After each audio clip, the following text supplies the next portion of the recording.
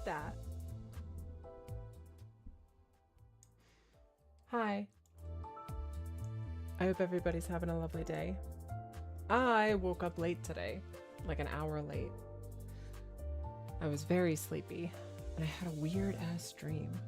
It's like I was in the club with a good friend that I used to go clubbing with, and I was like really shy. I felt out of place, which is weird because like I love the club. And I was wearing like my fluffy nanites clothes. Like I have like a full on, like a zip up nanite long sleeve shirt, and I've got slippers and a matching pair of pants, and I was wearing like this full on nanites clothes outfit, but I was in the club. And I had my blaha with me, like my little shark. And I was cradling the little shark, and I was sitting in a corner in the club. It felt so weird. It was very surreal because everything felt, you know, like real life, but completely out of place. Like it was obviously not real. I had some random guy come and sit in the spot next to me with his girlfriend and struck up a conversation with me, which felt completely out of place.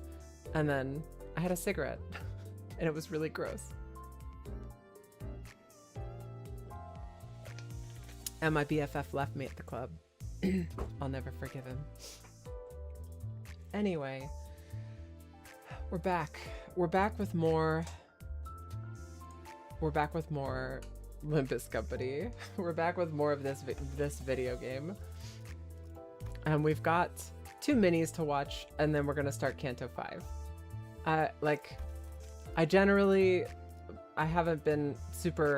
I've been underwhelmed. Let's call it underwhelmed. I've been underwhelmed so far by the mini stories and the intervellos. I just don't care. So I've been very underwhelmed in either of those, especially this most recent intervello. I did like getting to see Olga, Rain, and Mika. I did like getting to see like a Ruina throwback. It's like that's always fun to see like a character exposition. But I didn't really care for Dante's role in the story. He seemed like I just was talking to Putty about this on the Discord. Like he seemed like a Jigali Willikers Shakaruni's dumbass in that moment, and Heathcliff just like he's just got to make it about him, and it's just I don't know. He just annoys me.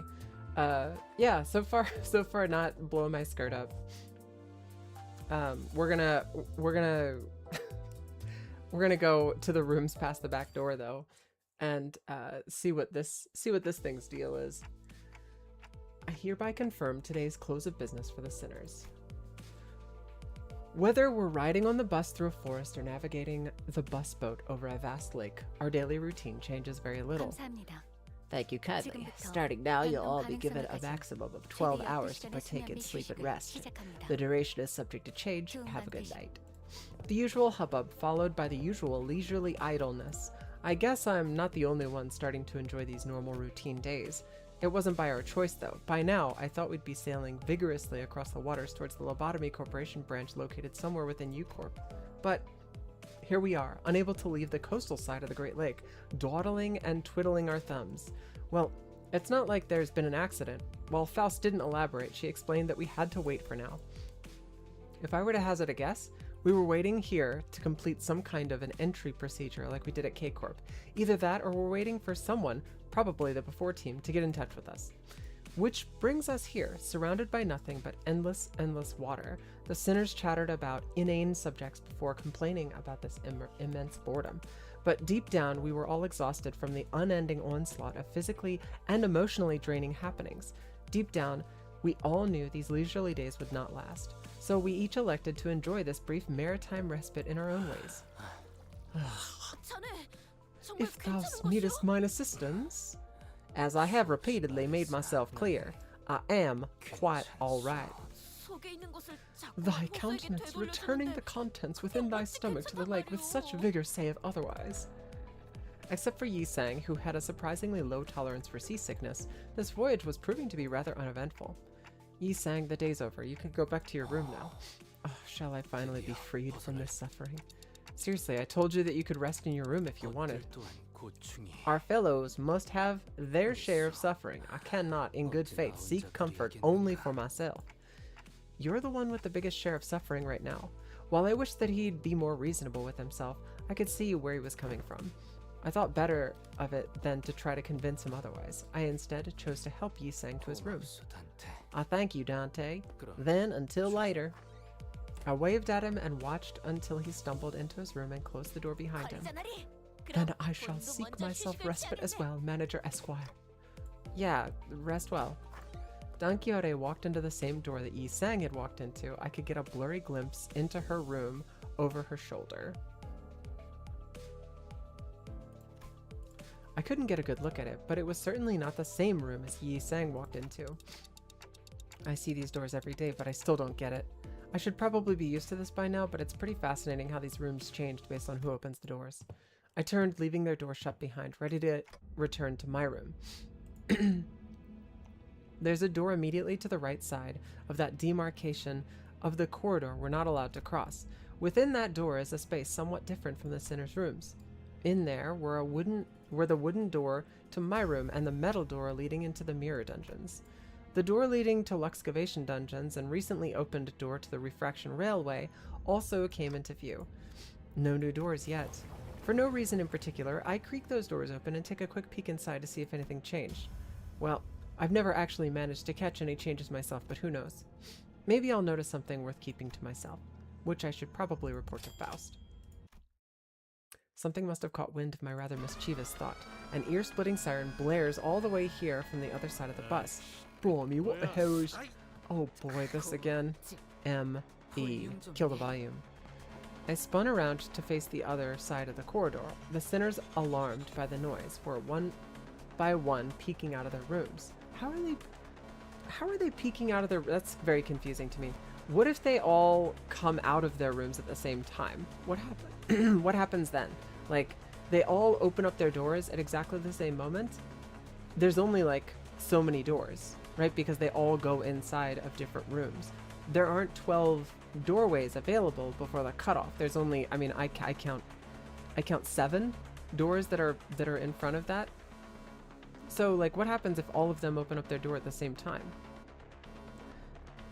They were used to this siren by now, but that didn't change the unpleasant fact that their sweet private hours were disturbed. Well met, Dante. Let's observe this disturbance together. Okay. I accompanied Faust to the helm. She fiddled with a few buttons and shut off the alarm. Incomprehensible, complicated-looking letters began to fill the round screen. Is that a new room? Even Faust needs a moment to decipher. Right. The siren always comes without warning, and with it appeared the mirror dungeons, the excavation dungeons, and the refraction railways. I don't know if it's relevant, but I didn't see anything that would indicate activity when I checked the railway door earlier. It's unlikely that anything new would appear from that entrance. I find it difficult to believe that the next line would arrive so soon when the glow of the door leading to line 2 has yet to go out. I guess you're right. The first railway really took me by surprise when it appeared. A new door had appeared before us, its edges shimmering with a blue glow, and when we entered it, a mysterious vehicle was just sitting there waiting for us. Its appearance somewhat resembled that of Mephistopheles, but it was also patently clear that I'd never seen anything like it before. An odd feeling. I see that your first encounter with the train has left a strong impression, Dante. Well, I recall that you had a rather violent reaction when I entered the train to observe its interiors. Come on, I wasn't the only one that freaked out. Everyone did.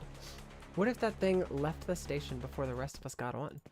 Was what I wanted to say if Faust hadn't already turned around from the screen to which her eyes had been metaphorically glued for a while and walked away. This wasn't it then. No, this particular volatility is not something that we can utilize. Right. I thought it was an awkward time for a new door to appear. Too soon. The dungeons and the railways appeared at awkward times as well, Dante. I recommend that you refrain from settling into a premature conclusion. A new variable may present itself at any moment. Moreover, if this volatility has triggered an alarm in Mephistopheles' engine, then it naturally follows that a new door has appeared at an indeterminate location down the corridor. This may reveal a space from which one could never return. It is best that we keep track of the incidents. Even Heathcliff won't do anything like that again, probably. As per my last advice to you, a premature conclusion is, regardless, no serious issues have been detected at the moment. It would be most apt that we enjoy our remaining rest period. Now, if you will excuse me, rest well, Dante. With those as her parting words, Faust disappeared into her room in her usual manner, left alone again on this boat. I looked at the numerous letters displayed on the screen. Numbers, unintelligible letters, drawings and symbols depicting something. I had to shake my clock head after staring at that dizzying sight for a while. I wonder if this is how Yi Sang felt earlier. I'm starting to feel nauseous. I was barely able to hold back the vertigo from settling in. Time to saunter back to my room. Let's turn in early tonight.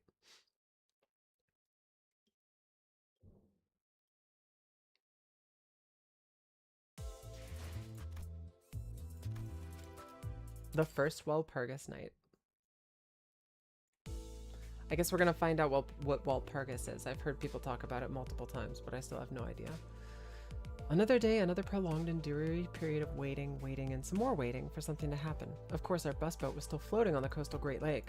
Voices of discontent among the sinners started small, but they've been growing increasingly incessant as of late. Holy crap! All of a sudden, an ear-splitting siren echoes through the cabins. It's that alarm again, warning us of a volatility in Mephistopheles, but it was much louder, much more painful than the others we've heard before. And this time, it wasn't the only thing that assaulted our senses. Never heard that. We've never had flashing lights like this before, right? What is it this time? The hell did you feel this bloody rickety bus? Oh, this must be a signal that the long-awaited adventure is finally nigh. Is this what we've been waiting for this whole time? No. Virgilius frowned as though he'd sensed that something was off. He turned to Faust. It was one of those rare occasions when I could sense the slightest hint of confusion from him. Wee woo, wee woo. Mephi's glaring and crying. Mephi sick? What is this, Miss Faust? I wasn't informed about a siren like this before. First, a correction of falsehoods is in order. Mephistopheles is not a bloody rickety, and eating is not part of its behaviors. It does make infrequent use of the anacopollid supply gear installed in the engine for fuel, but that is of no negative consequence. Even if it was, whatever issues that may arise can handily be repaired after a proper total disassembly. It was just a figure of speech. What is this now? Something like this must about to explode. To label Mephistopheles as some bloody rickety bust completely disregards the amount of pain and effort Faust dedicated to designing, and Heathcliff, if you don't take it back, I don't think she's ever going to stop. Seriously? Yeah, Heath, take it back. The bus might actually blow up before she explains anything. Ugh. I'll take it back what I said earlier. I cannot comprehend what you're attempting to take back. Your rather abstract reference to this unknown concept that you supposedly mentioned earlier is hardly clarifying. Anyway, allow me to list the specifications of screws used in Mephistopheles' construction that makes this creation so impressive. First, Thought I'd take back what I said about the boss. It's not bloody rickety and it doesn't eat. I'm sorry, alright? The cabin briefly echoes with cries, then a brief silence. I think I saw Faust flash the briefest grin of satisfaction. Good. Is the clown show over? This juvenile, tedious exchange is testing my patience. Yeah, it's a bit different from the usual alarms. I don't think this one's for a new door. It's quite simple. The night is here. What do you mean? Toisync? Talk or I snap your neck. Well, Purgus, night is here, it seems. The night is not here. That is very apparent, at least in this coastal area. The name does not refer to the time of day in which the sun moves beyond our line of sight. Then it appears to me that by designation you're referring to a certain phenomenon. Yi Sang seemed to be doing a little better now that the waves have died down somewhat. I am indeed. I am certain that all of you are most familiar with the fact that extracting identities and ego from mirror worlds is one of the many functions of Mephistopheles' engine, but its reach is rather limited. Even as it has expanded over the journey, we have yet to reach mirror worlds that are too far from our own. Is this the golden bow's doing? I noticed that it was fishing up more and more new things for the longer our journey went on. Broadly speaking, yes, you could say that. Dante and our collective experiences gradually expanded our range of extractions. Normally, extractions require a certain resource, but there were times where the identity cards appeared out of nowhere. Do you recall them, Dante? Yeah, some of them just randomly popped out of the engine. Wait, slow down. The hell's an identity card? Oh, you still don't know? I'm jealous of you, Heathcliff. You have a talent for ignoring anything you don't care about. You looking to get your head smashed in or what? Right, knock it off, you guys. Guide Bud's giving us the evil eye. They're, you know, the things Manager Bud pulls out of the engine from time to time. Those little rectangular objects with their alternate worlds. Wait, was it mirror worlds? Anyway, it's the things with the depictions of our other selves on them.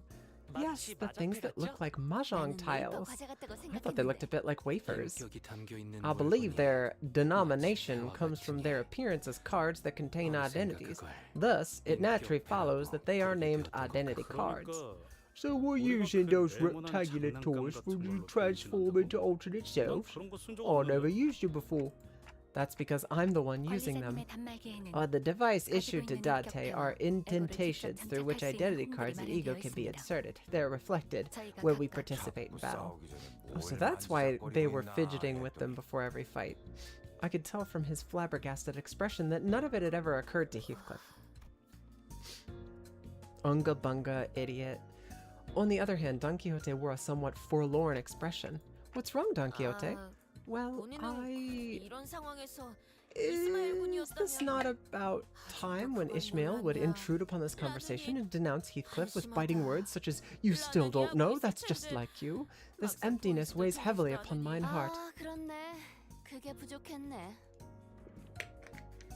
Oh, you're right. Something was missing from this whole conversation. I knew it. You rot daft bastards. Enough. We're not getting the information we need. Miss Faust, please explain the present situation that these are what are these green lights? Understood. If we take into account the case of identity cards Dante received without spending any lunacy, we could draw a conclusion that the Mephistopheles extraction has an element of unpredictability tied to its uncertainty.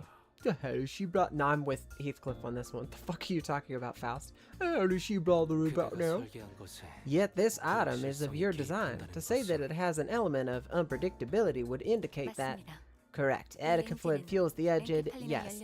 However, extractions and reconstructions utilize chaos. Well, in easier terms, you could say that it uses the concept of possibilities itself as fuel. Our extraction range grows when we're able to clearly observe specific possibilities in the infinitely branching mirror world. During this period, however, the borders between the mirror realities are entirely shattered. Using the present as our anchoring point, it could be said that our current extraction range is approximately 3 years to the past or the future. During Walpurgis Night, however, that range grows to about 10 years or even more. In that case, thou meanest to say that identities of prominent fixers from times past may grace with us. Theoretically speaking, yes, but each Walpurgis Night has its own peculiarities. It will not let us reach into all potential possibilities. Then does that mean that we may also be availed of our alternate selves as the legendary fixer, the Arch-Magnificence, and one and only Red Mist?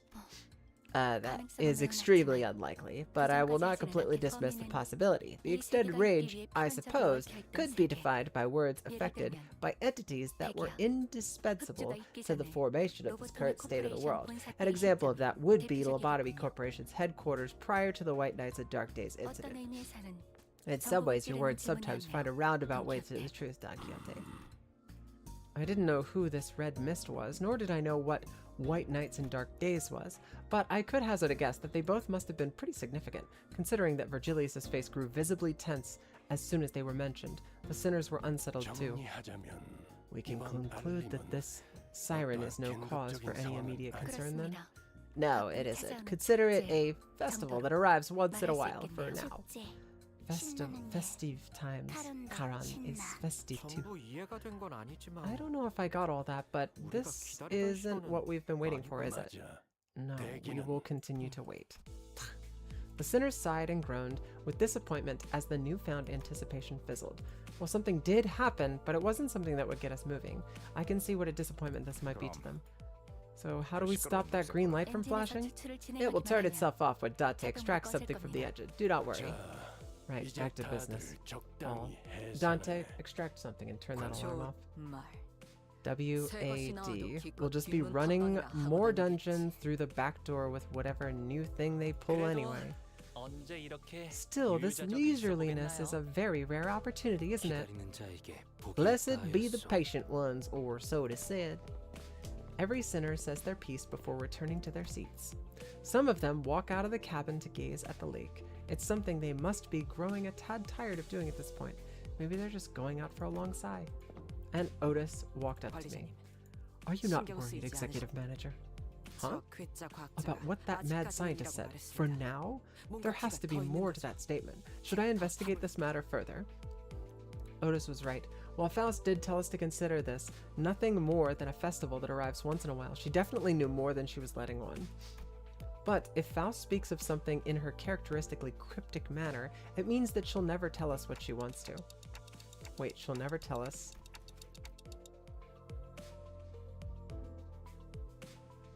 She'll never tell us until she wants to, of course. Well, it doesn't bother me. It does bother me a little, but right now we don't have a lot of options. Let's put a pin in it for now. Otis nodded affirmatively, bowed, and returned to her seat. Well, let's get extracting, like Faust said. It's a very strange, like, I get that this is probably like an introduction to maybe the first Walpurgis night or something, but it's a bit of a strange, like, jaunt because it's not Walpurgis. There is no thing to extract. They should give you a free one for that. I feel like they should just give you a free one. All right, setting sail. Let's do the Stinky Ocean episode. It hasn't been long since the bus boat was hounded by the sirens and the flashing green lights. The sinners were sitting uncomfortably, trying to get some shut-eye. In the ship cabins, formerly known as bus cabins, the thought of returning to the room didn't seem to occur to them. After gazing out the window for a while, Faust came to her feet and approached the helm, formerly known as the wheel. Miss Faust? Yes, we have received a signal. Faust? The long-awaited signal has arrived, then? Oh, then shall our adventure in the Great Lake finally commence? What signal? I don't hear or see anything, not even an alarm. A smoke signal outside our... God damn it, the southern and the nerd voice. A smoke signal outside our visual range has been picked up by Mephistopheles. A smoke signal? The beacons are lit? Then I guess that's what we've been sitting on our butts for. Sailing as it goes, splish splash. I like that we get vroom vroom versus splish splash. Sid will be moving Betty away from the coastal area and draw closer to what one could call the Great Lake approach. Activating automatic navigation systems now. How? Thou meanst to say that what we have experienced so far was not the Great Lake? By strict definition, yes, it was. We have been inside the Great Lake's borders for a while, yet I make the distinction based upon the information available to you, as our path has so far lacked any real threats. No real threats, thou sayest. After all that, lo, Yi Sang, there has hitherto been burying his face in that very bucket. I shall have thee know. Mind me not, please. I had thought the bucket's purpose was to remove water from the ship in case of flooding, yet all it hath therefore removed were the contents of Yi Sang's stomach. And that, Walpurgis that incident is still quite fresh in my mind. Walpurgis night. And not many of those threats could be attributed to the dangers of the Great Lake. False cause fallacy. Quite. The rush of daunting ideas thou hast thrown in my direction, I shall henceforth continue to slumber then. No, we have just entered a hostile environment. We must rouse ourselves from sleep and ready ourselves for what dangers there may be. Otis, all hands to defensive stations. Otis suddenly leaped to her feet and began barking orders at the sinners. What the bloody... My heart dropped for a second there. Otis, the ship is currently steered by an automated navigation system. As its name suggests, it will automatically avoid any threats the Great Lake may pose. Should a threat prove to be unavoidable, I will sound the alarm. Do you really expect me to trust that incomprehensible contraption? Besides, this automated navigation system is nothing but some slapdash last-minute installation by boatwork fixers. Indeed, Faust was not the one who installed this system, so no, its reliability is not absolute. Well said. It is well-known wisdom that the path of a sailor is fraught with dangers unknown, which is to say that a human must handle it. Then shalt thou be the one to lead this vessel to victory? I must rise to the occasion as executive manager unfortunately lacks any memories pertinent to sailing. Luckily, I am quite experienced with a leadership position. Commander. I am no commander. I am your captain. Executive manager, allow me to briefly assume your authority so that I may lead this vessel as temporary captain. She continued before I even had the chance to reply. Attention! Sailing, that is to say, the act of traveling across bodies of water after an indeterminate amount of time. And that concludes the fundamentals of sailing. Have you been taking your notes, men? Marvelous. Quite a considerable amount of new knowledge I have acquired. 'Tis akin to an adventure, is it not? 'Twas one of mine humble 863 old dreams to sail the Great Lake as an adventure, like a challenger of storms, a queller of rogue waves. Such an exact number of aspirations you have. Otis, ma'am, I have a question. Yes, you are recognized. What's that complicated-looking lever over there? It has been a riddle in mine head as well. What may be the function of that peculiar device? Oh, perchance it shall load and fire a volley of cannonballs at the press of a button? Ka-chow! Po-po-po! A lever of transformative variety. It shall be an auspicious day in which we are availed sight of this contraption in action. Otis? I've been seeing more and more of these as of late. These so-called bleeding-edge technologies are hollow inventions that have nothing to show for it aside from their pretty exteriors. A blind pursuit of convenience breeds increased risk. There's nothing but ruin at the end of road paved with over-reliance on these bleeding-edge technologies. Fervor, fueled in the furnace of bolts and engine oil, the ship's blood and sweat, a combined force of the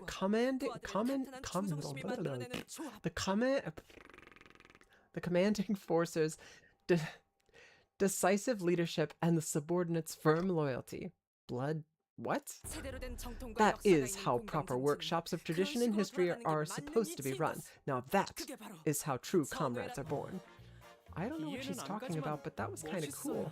I can feel something rising deep within my chest. Captain, this bleeding edge technology, this bleating like a mule, whatever shall we do?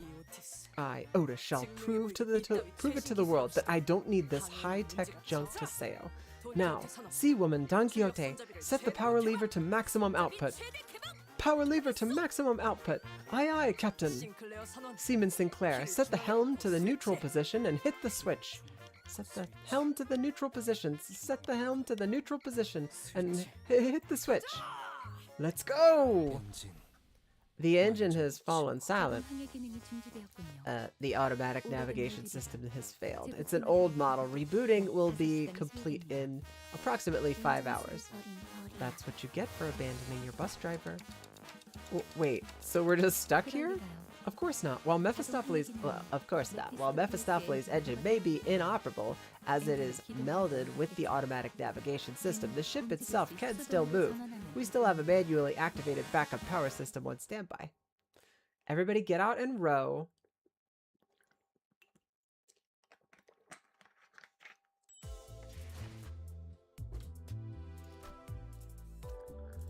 The laws. Now, men, clear orders and solidarity are of paramount importance in times like these. Right, leg on, heave. Left leg, ho. Let's go, heave, ho, heave, ho. Heave, oh, how is it fair that you get to stand there balking orders like we're peeling our bums off? A most dim-witted question. A captain must preserve her strength or risk putting her subordinates in danger. That is precisely why I'm refraining from partaking in this collaborative effort myself. Since when were you our commander? Well, she did say she's the captain, not the commander. Those damn seagulls can flock off already. How about we kidnap them seagulls and train them to pedal the generator? Oh, those smart eyes, I thought you were a genius. Make it so. That should be easy peasy for your brilliant intellect, no? I can make it happen. Indeed, yet I do not, as it is inefficient. Rudimentary toilet training will be the first step in making them viable as a consistent source of labor. Charon's bored. Charon wants to vroom vroom. I'm tagging out. You're the driver, so you do your job. That should keep you occupied for a while. You sure about that? Fergie's not gonna let that slide. That's how you got yourself consultation, you know? Wait, let's think about this for a hot minute. Let's think about the actual reason we're sweating, pedaling the crap out of our generator, huh? To nitpick and seek someone to take the fall for every little thing is a sinking thought. All that happens on the road to success is merely a part of the process. Look, I'm not saying that we should play the blame game. I'm just wondering why we're pedaling so damn hard to begin with. It's not like there's something coming after us. We're headed towards one of the largest ports of U-Corp, and we know exactly where that is and how to get there. It's not like the port's gonna sail away, right? Why all this urgency? I mean, am I wrong? The Great Lake has been very tranquil so far. It's not like some monster is going to suddenly appear out of nowhere and attack us, right? It appears that your consolidated field experience has evolved into a form of intuition. Fascinating, Gregor. What? Faust finds this development optimistic. We must exit this area within the next 10 minutes. We are falling somewhat behind the forecast of my predictions. Okay, that was ominous. Why precisely 10 minutes? The laws of the Great Lake. Oh, I knew it. It's that darn law of the Great Lake again, huh? Your foreknowledge of the laws of the Great Lake is an unexpected development, Rodion. Quite difficult to believe that even with the consolidated experience, your intuition would... Sorry, I just wanted to look like I was in it for once. Girl gets tired of asking every time, you know? The Great Lake of U-Corp has laws that must never be broken, and yes, the port can and will sail away, Gregor. It's a bloody lake. What laws could possibly have? What are lake coppers? Gonna come spank the bad boys with a stick for breaking class rules? There better be a law that lets me sink, whiny brat. My ears are starting to bleed. Guys, knock it off. I could almost hear a well-timed sigh by honest but brutal piercing words. It was like someone recorded her sigh and played it in my head, but Ishmael was nowhere to be seen on the deck. So if there's anything you want from me from now on, state it clearly. She wasn't kidding. Ishmael remained in her room, not a peep to be seen nor heard despite the commotion, not appearing once through all that's happened since the incident. As much as I would like to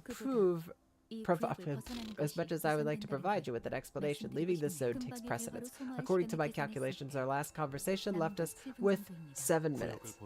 We are approximately 15 kilometers away from the edge of this zone as the crow flies. Each person must pedal to generate enough energy to travel at least 10 kilometers per hour if we are to escape in time. Wonderful. I love to see some proper teamwork for once. Ciao, Rocinante! Our destination is nigh! Gallop on! Where does that girl get her energy from? Ugh. I think I'm done for. Just go ahead without me. And leave you where? We're on a ship. Ugh. Hop, hop, hop, hop.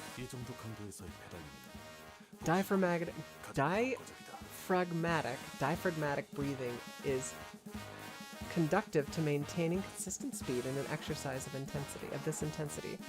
I know diaphragm. I understand what the word means. I'm just having trouble with the pronunciation. Diaphragmatic. I think the G is silent. I think it's just diaphragmatic. Diaphragmatic pronunciation.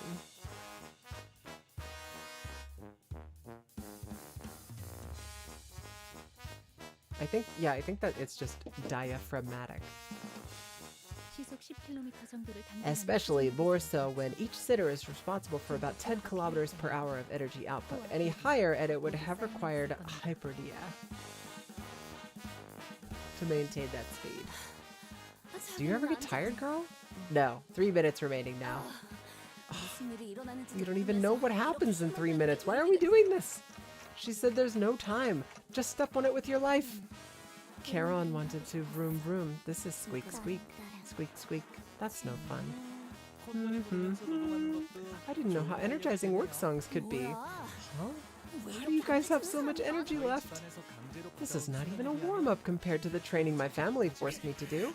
You lot, shut your gobs and pedal! 30 seconds remaining. 30 seconds. Quite the thrill this is. Now this is a true adventure. Just like charging an overwhelmingly colossal enemy, is it not? Ah! Save your words, you're breathing. Remain in the flow. Breathe in, out, breathe in, out, breathe in, out, breathe in, out, breathe in, out. How much time? 10 seconds remaining. 4 seconds. Why are you not doing this by multiples of 5? Look alive, deckhands. Put your back into it. Toil, men, toil! Somehow we managed to escape the zone before Faust counted down to 0.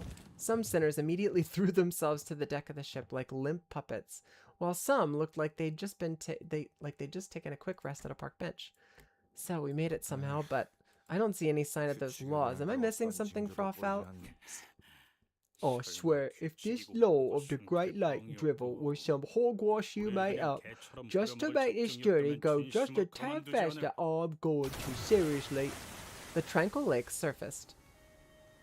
The tranquil lake surface we just pedaled through was gone, and though it was never seen, as though it was never even there. In its place was an immense something. Its innumerable legs or tentacles writhed, rising above the lake's surface. I couldn't even tell where the thing ended and where the lake began. Did it burst from the lake, or were we just traveling unawares on its body this whole time? I couldn't even find the right words to describe the magnitude of that thing. Its appearance sent waves across the waters all the way to the zone we were in. Mephistopheles shook violently as though it was about to capsize. It need not be said that the sinners on the deck were given an untimely shower. That was too close. We were almost pancaked. Did she say pancaked? Or did she say panicked? Yeah, pancaked. Oh, no. Adventurous, complete with a nary apparel, of course. And B, now this is more like it. We have no chance of weathering a single strike from one of its limbs. No, but it will leave us alone as long as we are here. That is the law of the Great Lake. Now we have time for my explanations. Though the laws of the Great Lakes are numerous, I will relay only the pertinent information for now. Lingering longer than a predetermined amount of time in a single lake will cause one to be struck by the waves of each lake. Waves? That didn't look like any waves I've seen before. There are also laws governing the time and direction in which ships are permitted to cross the borders between the lakes. Wait, so if we ever just come to a stop for a bit, that octopus tentacle-like thing will whack us? Precisely.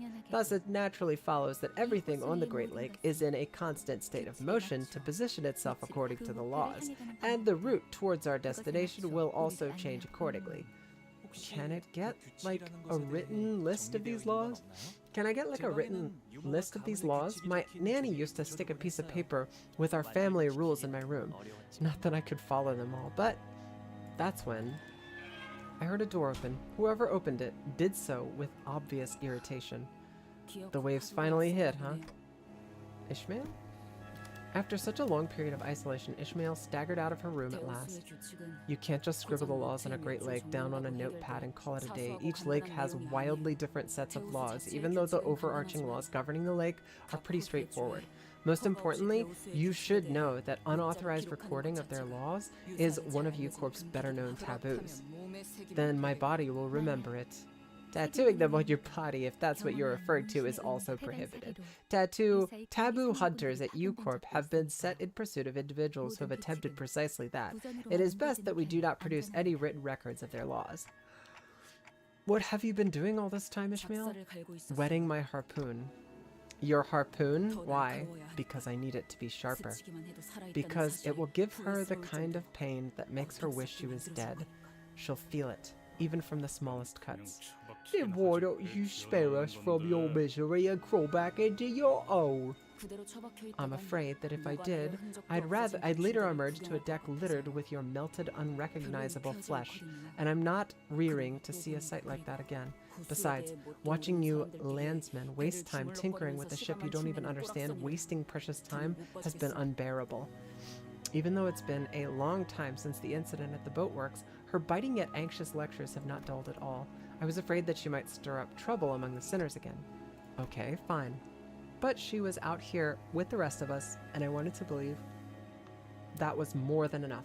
I decided not to question her further. I had a feeling this would happen. Ishmael walked up to the helm. What are you doing? We're smooth sailing at the moment. A northbound breeze is pushing us along. I guess it could look that way for some people, simple, one-dimensional, predictable ground pounders like you. You little, how dare you insult my... Otis, let's hear her out. You got lucky, Swabby. Okay, Ishmael, tell us. How are we not smooth sailing? We've got the wind at our backs. That's no wind. We're getting dragged. Dragged by what? Those ships.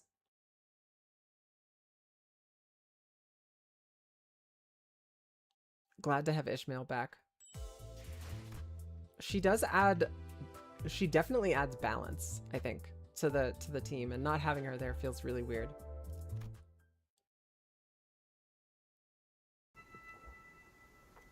Just like Ishmael said, 2 massive vessels were approaching us, not far from where we were. We're not exactly on a collision course with them, though. Ishmael didn't entertain me with an answer. Instead, she took the helm and threw it wildly in one direction. Whoa! The skill of splashy drift? Huh. Didn't know ships could drift like a bus. Karen impressed. Redhead not bad. You have competition, Karen. Hold up. That's weird. She turned the helm all the way. Why are we still headed between those 2 ships? It's like we're stuck on rails. Though Ishmael turned the Mephistopheles' helm around to the opposite direction of the 2 ships, we were getting dragged, even faster by them. And there was nothing we could do about it. Ishi, don't tell me you hit the reverse gear? I turned the engine off. What? Whoa, are those ships melding into one another? You bloody loon, that's what you've got to say. We're about to get squashed like bugs. You swabby, what happened to all that bravado from early? Shut up. I'm going to use the momentum to pull when it's the strongest to get us out of here, and we're gonna crash! Now. Immediately before the crash, Ishmael deftly revved the engine and adjusted several levers in a series of decisive motions before speeding us between and past the 2 vessels. The back of our ship, the ship's stern, was crushed, but it was better than getting completely sandwiched between those 2 ships. Mephistopheles' engine could reconstruct damage at this severity within the next few days. Wait, this is more than just some damage. It's like they deleted part of our ship. Gone, as though it had never even been part of the ship's blueprint. I took another look at the stern. I took another look at where the stern used to be. It was as the sinner said. The stern wasn't crushed. It was effectively deleted, as though it had never even been there. It left a bizarre-looking cross-section behind. Its U-Corp singularity, the resonance tuning fork. Ships operating in the Great Lake can merge and separate when needed, as though they've always been a single vessel, or as though they've never been parts of the same ship. Resonance tuning forks used by vessels of that size are strong enough to pull in smaller boats without tuning forks like ours.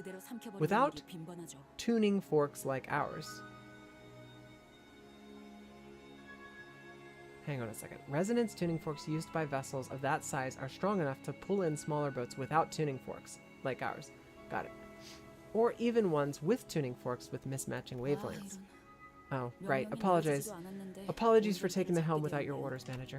No, don't. You just saved all of our lives. I wasn't trying to, but thank you for understanding anyway. Oh, and please accept my apology for giving unsolicited advice. A certain somebody won't stop flapping her gums at me, so I had to. It's not like I can plug my ears in the middle of a voyage, right? I've heard my share of blunt, foul-mouthed talk during the war. She's not the first to do so. Doesn't matter. As long as she can live up to her words, no need to get in the way, I suppose. I'm sorry, Executive Manager. I must take a short break. Otis just got one-upped and she's not happy about it. Be not so crestfallen, Commander. I mean, Captain. Silence. Executive Manager is our commanding officer. Always has been.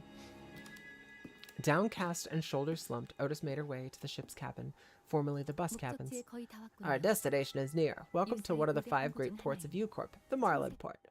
Vast's voice was dry and emotionless, as though what had just happened didn't affect her one bit. It's so big. That has to be one of the biggest ships I've ever seen. Honglu was right. We were approaching a massive ship, so large they could almost be mistaken for an island. Whichever was the case, it was clear that the port was a megastructure built from countless metal shipping containers.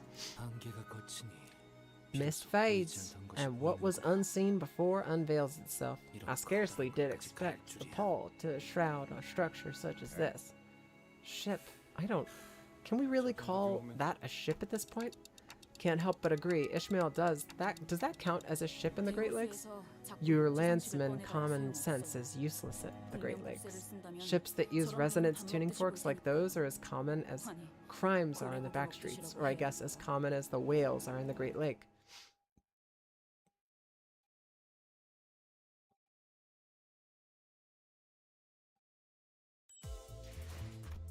That's a really interesting concept, like the technology, having the ships with resonance tuning forks just kind of fuse together. And I also like how they did that in the storyboard, having the line go through the two ships and have the thing be in the middle. You almost get squished. And you can, like, if you look at it now, you can see like they've got the tuning forks on either side of the ships and you can see how they fused. That's neat. Cool idea.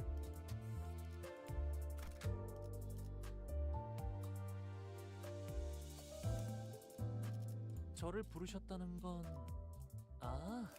노비가 도망쳤군요.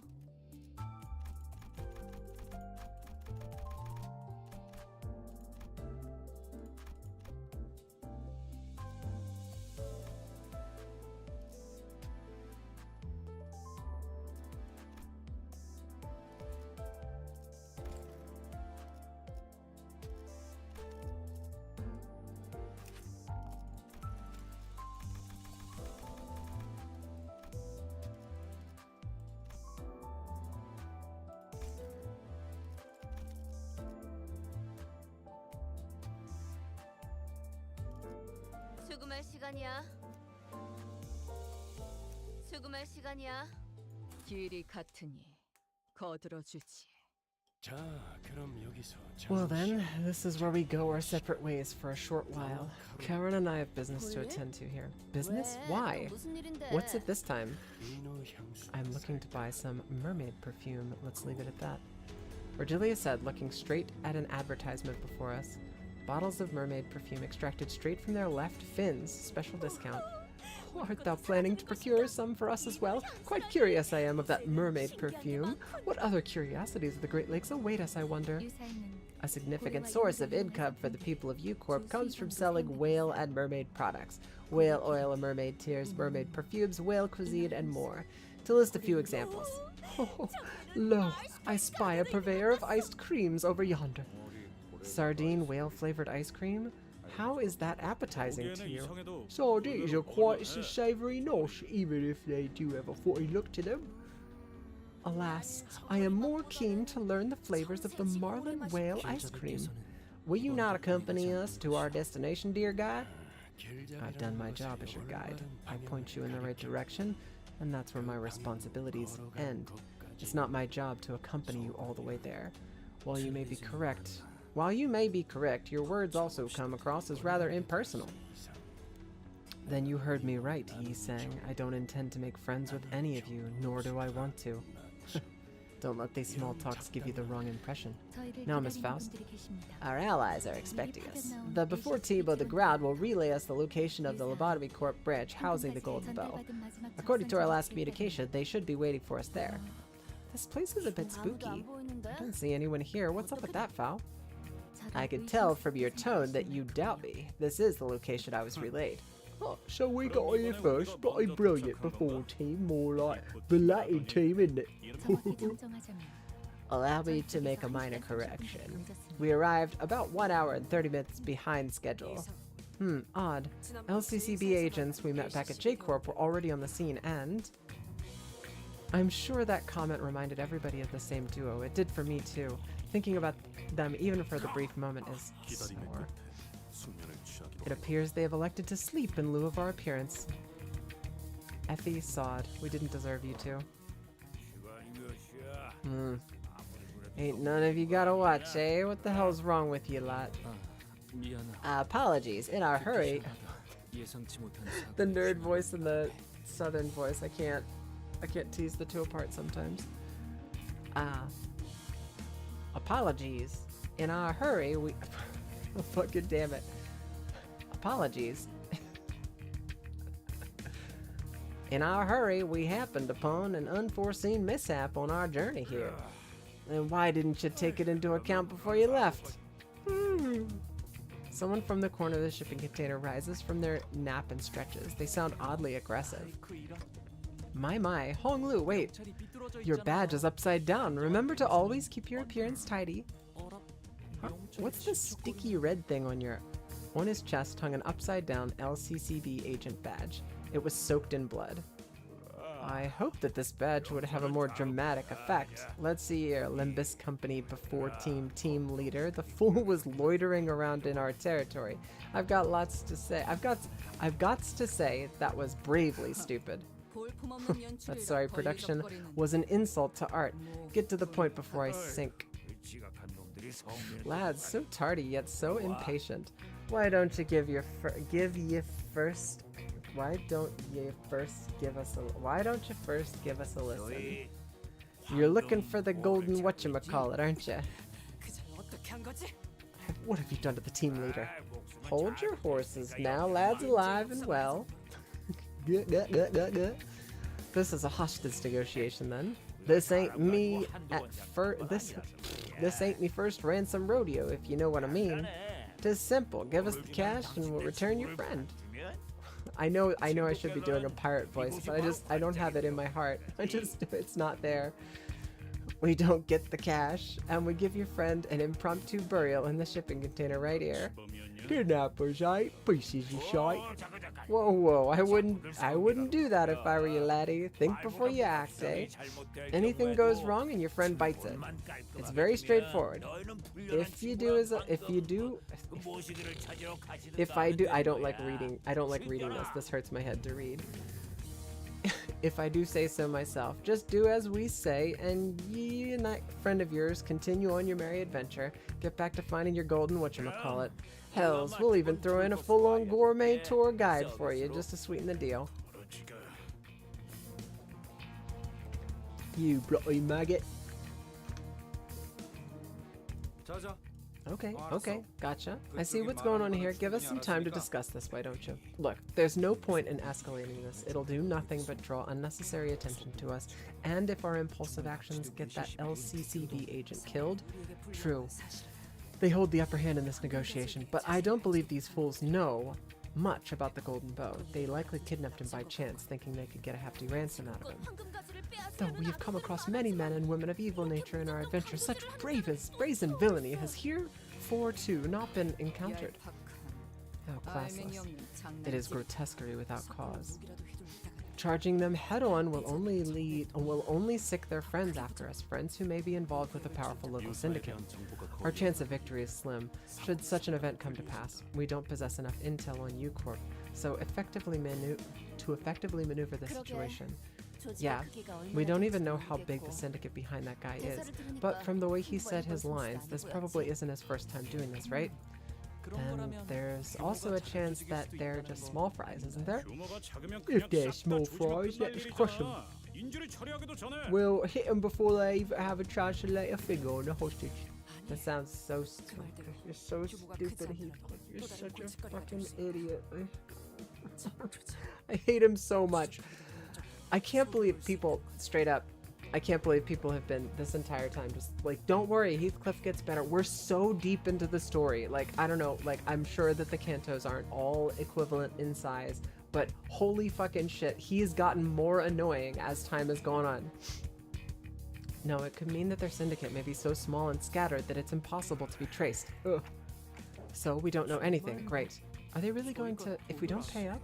Blast it, I know they're kind of scum like them around every corner of the city. If this goes cock up, they'll kill the hostage and won't even leave a bloody for us to find. All kinds of awful images and ominous speculation begin to overwhelm us. The so-called kidnappers were crowding amongst themselves, giggling and chattering. They knew that our options were limited. Okay then, I'm going to start off by asking how much they want. We're out of our element here. The best I can do is try to gather information at least. A short, exasperated sigh escaped Ishmael's lips. She had been standing here this whole time, arms crossed over the harpoon that rests upon her chest. You're going to pay them? Those bastards? Are you crazy? What else can we do? Even now, the hostage... I don't care about your excuses. I only care to know if this really is the best course of action you could come up with. Any doubts about the manager's decisions are unnecessary. Yeah, you're as predictable as always. Executive manager's decisions are orders. To doubt them is insubordination, Ishmael. It doesn't matter how competent of a sea dog you are. Okay, if you say so, but who cares? They've not given me an order. They didn't forbid me from doing anything, so what's your problem here? I just can't sit here and watch this play out. Ishmael strode towards the kidnappers. It was plain from her tone and expression that she did not care one bit about what the other sinners said. I'll gladly accept the consequences. She shot me a fleeting glance before raising her harpoon for insubordination, manager. Then thrust her well-sharpened harpoon right into one of the kidnappers' forehead. The entire course of her action from start to finish was so full of absolute confidence that no one even thought to stop her. I couldn't either. O-O-F. Yosha was right. The kidnapper suffered a total obliteration of forehead. Ishmael, what did you just do? Sinclair was the first to snap out of his stupefied silence. The LCCB agent they took hostage. We'll just put him at risk because of us. He could... I mean, the badge was completely bloodied and upside down, and we don't have proof of life. Sinclair was trembling hard. I couldn't tell if it was the welling tears he was holding back or an uncontrollable fury. Just like back then, with Effie and Sod. It was only a few months ago, Don't tell me you've moved on already. Sinclair's memories. I saw an image of Saudi and Effie, both smiling. Both were excellent field agents.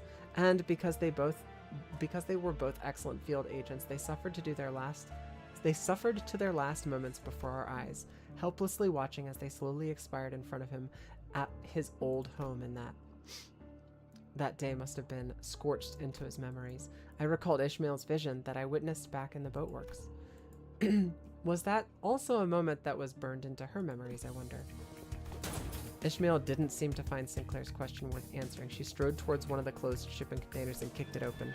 A body that had been dead for so long that its complexion and consistency barely resembled that of a living human slumped to the floor. This one's been dead for at least a week, and of course isn't our LCCB agent. Ishmael kicks the body, tossing it on its back. From the looks of it, this one was a tourist visiting Marlin Port, probably loaded too. If they could afford to travel to the Great Lake just for its sights, they wouldn't have been able to afford whatever ransom the pirates demanded. They would have been able to afford whatever ransom the pirates. Kidnap, extort, execute. These syndicates have been repeating these 3 steps for a good while at U-Corp. Even as their names and organizations changed with time, they're everywhere, like vermin. It would be more accurate to call them pirates here. They never returned hostages. They keep asking for more and more ransom until the money well dries up. Ishmael poked the body with her foot. Then they kill the hostages, like they did with this one.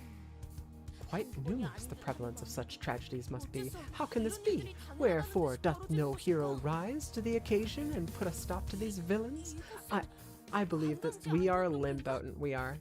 I believe this to be a place of tourism, is it not? Well, that usually means that there's a bigger fish looking out for these small fries. Nay, that matters not. To let such villains run rampant in the city is... Oh, it must be the case that the fixers of the city are yet unaware of this travesty. Mayhaps they were preoccupied, tending to others in need. Indeed, naught else but that explains this.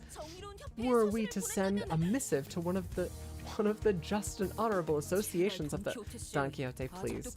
Isn't it about time you woke up from your delusions? I've had enough of your ramblings about justice, your villains. You know what? Never mind. It's like I'm talking to a brick wall. You're not going to listen to me anyway. It's just so frustrating. I have to sit here and this shabbiness is why we can't get anything done in time. By now, we should have been talking to the LCCB agent, getting the intel we need. Ishmael's eyes darted around with wrath, impatience, and anxiety. I genuinely, I already liked Ishmael. She's had like her moments the last couple of episodes where, you know, they're trying to get you to, like, I don't know, be maybe a bit cranky or a bit irritated with Ishmael, but like Ishmael is competent, and she's been competent basically this entire time, and she is completely surrounded by incompetence. And her being cranky makes a lot of sense, especially in her element. Her being particularly cranky makes a lot of sense. And I don't know, I like her more. A metaphorical storm and an amalgamation of senses. She was billowing wildly and helplessly in the tempest. I could not even hope to hold her steady. Ye have brought this on yourself. This is our waters. Do you even know what syndicate your dogs just... Yeah, if we're doing this, then let's get it over with. Let's fucking go. I mean, it can't be worse than the last Kanto. Nothing can be. 27? Holy shit, girl!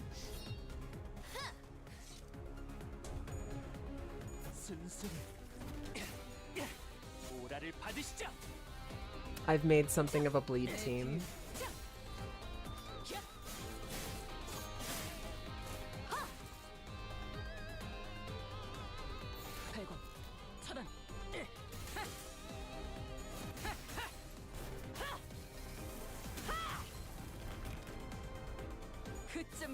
Time to unpack. Just instantly delete somebody.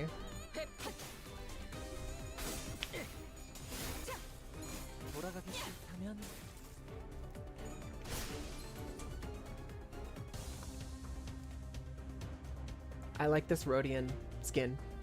I like this outfit. And the hair flowing in the background, I like it. It's also the Kurokuma clan, who that was like the first setup that I had in Library of Ruina that I really liked, was the Sayo sets.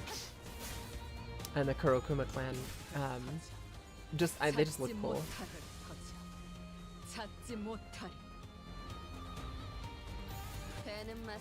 I thought you were supposed to get the Ryoshu 4th match flame, so I don't know how good Rhodian's is.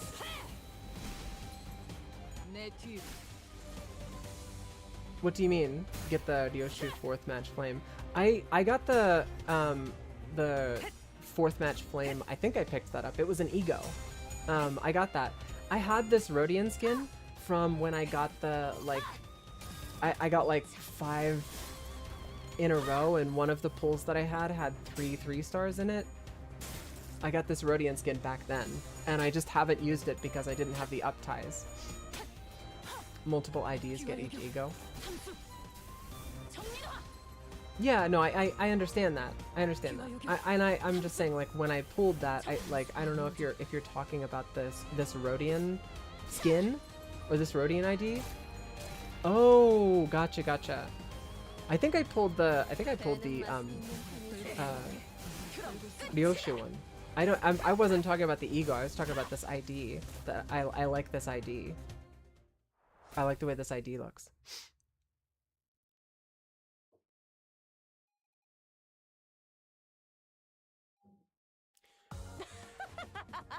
Oh no, I'm not using this Rhodian so that I can use the ego. I don't, I like barely ever use the egos.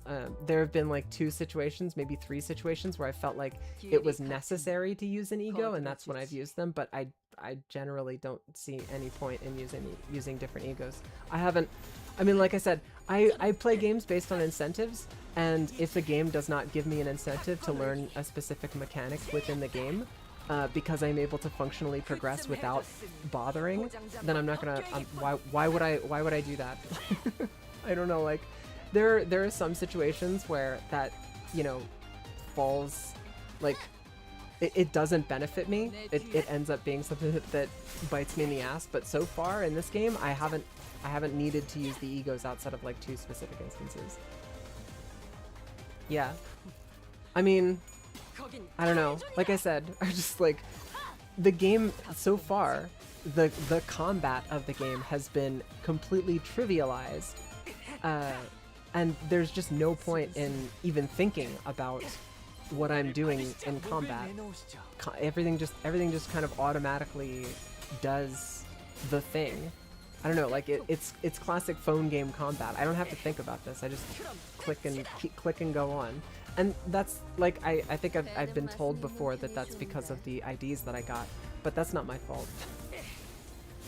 Healing only comes from egos. Do I need healing? I feel like at this point I've never needed healing. For as long as I've been playing this game, the mirror dungeons were the only instances where I'm like, I could use some healing, but I've never needed it in throughout the course of standard gameplay. Definitely not playing for the stories. And any time that I've needed to like actually think about combat, it's been with very specific mechanics and boss fights. So, and there's like 2 or 3, I think 3 total, that I've actually had to like engage with. Like you have to attack a specific thing with an ego so that you win the clash. But they're so rare. It just like, I don't know. It doesn't seem to me like it's worth the effort to go into understanding what the egos are doing, or even like the egos, like what was it, like half of the time when I use an ego, it's like a long ass cutscene. Combat's already way too fucking long in this game for no reason, but like it's always this super long cutscene and then 26 damage. You're only doing it so that you can avoid losing a clash that you can't afford to lose. And the like 98% of the game, 99% of the game is so low stakes it doesn't matter. If that makes any sense. It's nothing I haven't said before. I like the story. I like the story. The combat is completely forgettable. Ye bastards. When our boss hears of this, you're all finished. So if you bow down and beg for... Wait, I'm not finished. Please, get away, get... That's convenient. Nice, now we can go up the chain and talk to their boss in charge. Let's stop wasting our time here. I don't want to have to crack open these shipping containers one by one and go through mountains of rotting corpses. You can still point, right? Please. The location of your boss, mark it on this map with your finger. I wasn't sure when she picked it up, but Ishmael was carrying a travel brochure of Marlin Port. She shoved it in the pirate's face, who struggled for a moment before pointing to a location on the map. As soon as her trembling finger reached the paper, Ishmael... Wait. Well, we have our next stop. What are you waiting for? Ishmael walked out, leaving nothing but his shipping containers full of both old and fresh bodies behind. What are the odds that the LCCB agent we were supposed to meet is still alive? Depends on how rich they think we are. He could already be dead then? Even if the worst comes to pass, we should still find his body. That'll at least give us something. If that's all we find at the end of this, his corpse. Ishmael, I don't think I could forgive. Who, me? No, us. We, who didn't even try to save him. Faust? I'm listening. Should we do something? Is she gonna be okay? I mean, Ishmael, I could give you answers regarding her insubordination and her emotional state, but this is not a matter in which Faust's answers can be of much assistance. Executive Manager, such insubordination and nigh rogue behavior would have resulted in an on-the-spot execution in any other organization. I am aware that punishing the sinners is not part of the authority given to you, but there must be penalties befitting her actions for proper management. Otis, you're always on my side. Pretty much always. Now that I think about it. I have been a leader of men once. As you are now, I can sympathize with your troubles. I don't know if I can manage Ishmael anymore. Though it looked like she was acting rash, maybe she knew the right thing to do in the scenario. If Ishmael suddenly decides to quit or something, Faust will doubtless proceed to educate me with the various clauses that prevent Ishmael from quitting. But it's not like I could force her to come along should this hostility escalate. Besides, she'd already acted without my orders earlier. She did say she'd follow my orders, but I wasn't sure how long that would last. It didn't last long at all. Like, Ishmael was essentially doing the, like, passive-aggressive, like, give me orders and I will follow them to the letter, but I will do nothing more. And that was, like, over in three little episodes. Executive Manager, that doesn't matter. We don't need there to be 12 sinners.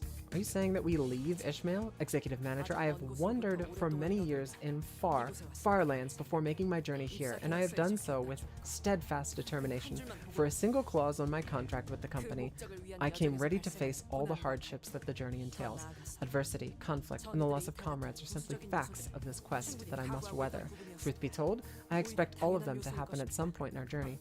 Oh, I will always remain by your side, of course. She smoothly added the last part, but I mean, honestly, with the Otis ID that I do have, like, Mama Otis is all I need. I'll figure it out.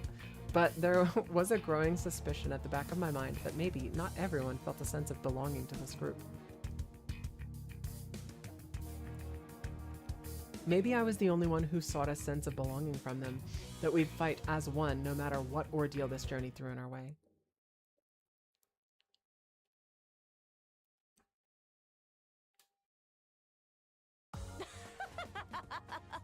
Nailed it. 엄마밖에 없지? Easy peasy lemon squeezy. 길이 같으니 거들어주지.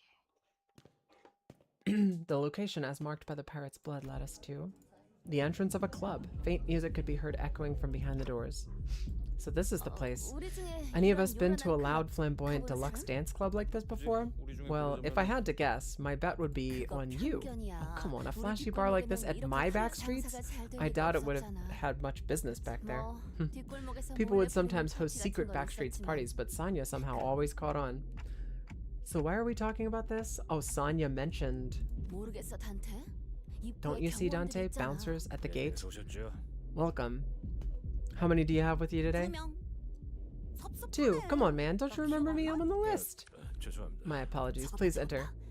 Look. They're checking something with the guests before letting them in. We gotta squeeze in there all smooth. Somehow. Well, since Rhodia's out, next in line is... Oh, what, me? The hell are you blathering about? What's the point? But my syndicate was less about music and dance and more about blood loyalty and things like that. I'm more of a small watering hole or an old pub bloke than a fancy clubber. Getting sloshed, drinking from old rickety tables. Yeah, that's more like it. Me. Music, screams of fear and pain, deluxe, walls painted red with blood, dance, people with crushed joints forced to dance. Yeah, that's not a club. Well, I can't think of anyone else then. I have been to such a club quite often. You're joking. I am not. I fail to see why that is difficult for you to accept. It was merely one of the places I visited when I used to wander in search of life's joys. A cursory observation of their procedures reveals that it is in fact a private club. As a general rule, visitors must receive the bouncer's permission prior to entry.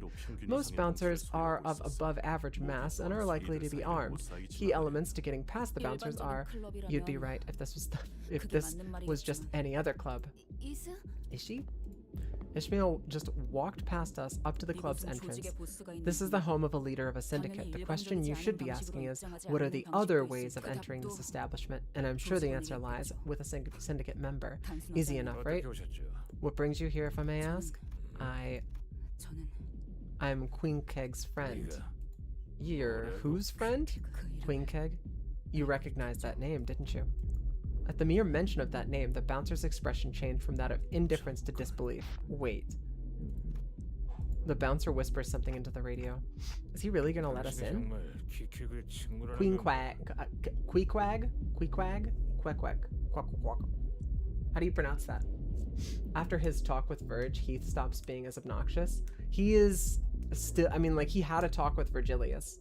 He still annoys the fuck out of me. I don't know. I'm incredibly biased against him. It's gonna take a goddamn miracle for me to not fucking hate Heathcliff. He is still dreadfully obnoxious, and like I said, he has 2 lines. Queequeg? Queequeg? My god. Are you truly a friend of Queequeg? What if I am? Where is Queequeg? It's the boss's asking. Right, so your boss is in the club, huh? Ask again, where's Queequeg? The twin books are on the way. I thought we were trying to sneak in. No, I just wanted to know if their boss was home. We should be able to get all the intel we want from them. So just gun him down.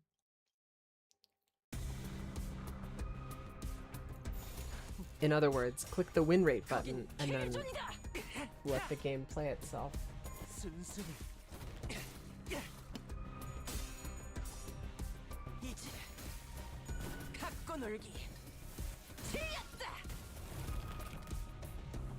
그쯤 해줬으니 포장지 한번 벗겨야겠군.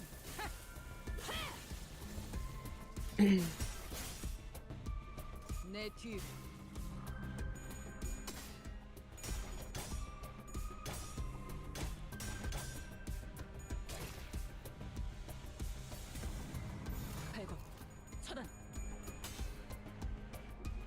So Queequeg must be somebody important. I'm supposing what she's talking about before Ishmael was talking about, like sharpening her harpoon specifically for somebody. But then she's got this giant whale imagery that we saw I mean, I'm sure all will be revealed through the duration of the canto, but I'm definitely interested to know, like, who the fuck is Queequeg, and why did they go with the name Queequeg? It's such a weird. I guess it is kind of fun to say, isn't it? Queequeg. Queequeg. It's from the book. Oh, there you go. I don't read. I don't read classic literature. Definitely not for fun.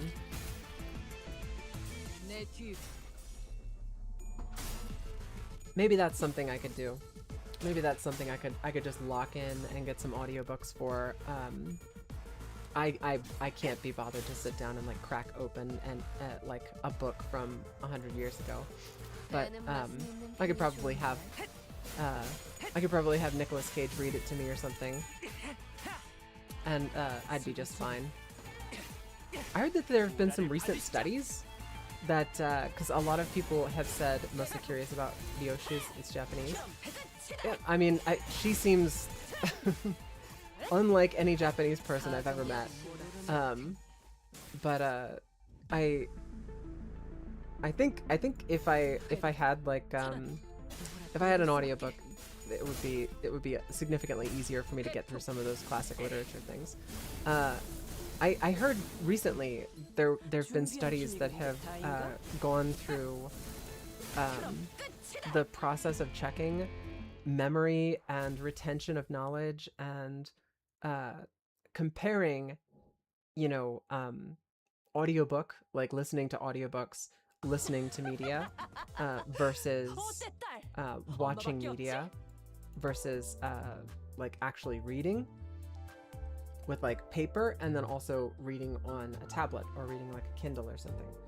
And surprisingly, I think the study has findings that go kind of shifting kind of either way, but audiobooks aren't completely what's the word? Audiobooks aren't completely inferior to physical reading, although reading, like memory retention, having the paper and being able to flip back and go back and check things contributes to being able to retain the information over a longer period of time. Oh, I can't believe they're letting us in like this. We just killed everybody. I can't believe they're just gonna let us in. I wanted to correct him that the bouncers weren't letting us in, that they were either face down in some ditch or fleeing, and we were just letting ourselves in, but I guess it wasn't in the mood. Hey, you here with anyone? Yes, I have 12 companions with me. It's by Ryunosuke Akutagawa. My partner might know about it if it's classic Japanese literature. I'll have to ask. Do you know what the name of the story is? There, get him! Sorry for disturbing you. Okay, everyone, let's do the famous Marlin dance of our beloved Marlin port. Arms out like this, swing and lock and swing and lock and... What's with all the booming bass? It feels as though the sound waves are vibrating my entire brain matter. Get out of my way or you'll all be sorry. Ishmael swung her mace, shattering a nearby table to pieces. And that was more than enough for the clubbers to realize the seriousness of the situation. They quickly ran to the exit and vacated the club. Hell screen?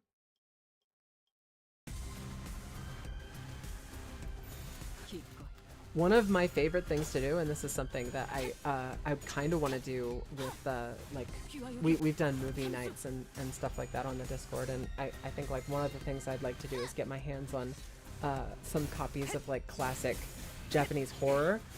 I love a good horror story. I love a good horror movie, and classic Japanese horror stories are very fun.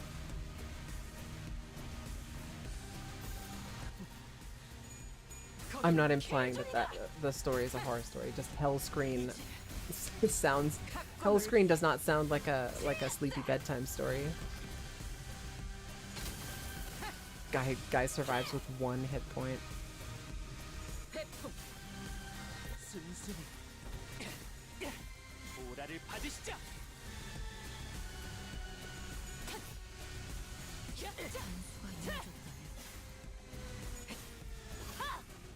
각공착. 발광. 차단. 회풍.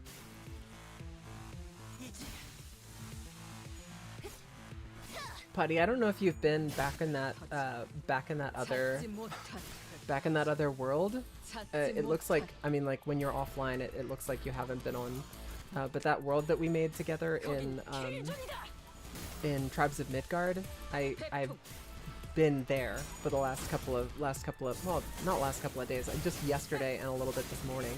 And there's a butt ton of resources and stuff. I haven't built anything out, but my gear is significant, and I've like unlocked 2 portals of the 4 bosses. So I've, like the world has advanced. The world has advanced pretty far.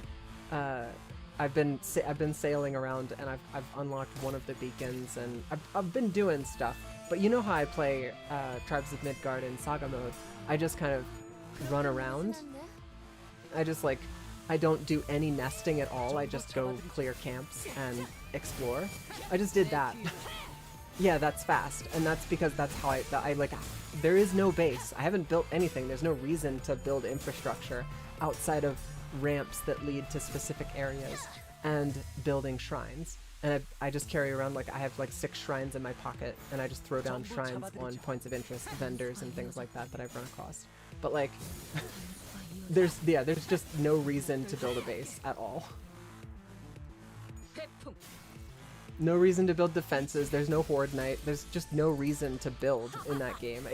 It's a goofy thing to do. Like, I don't understand why they decided to build it that way, or why they decided to do it that way.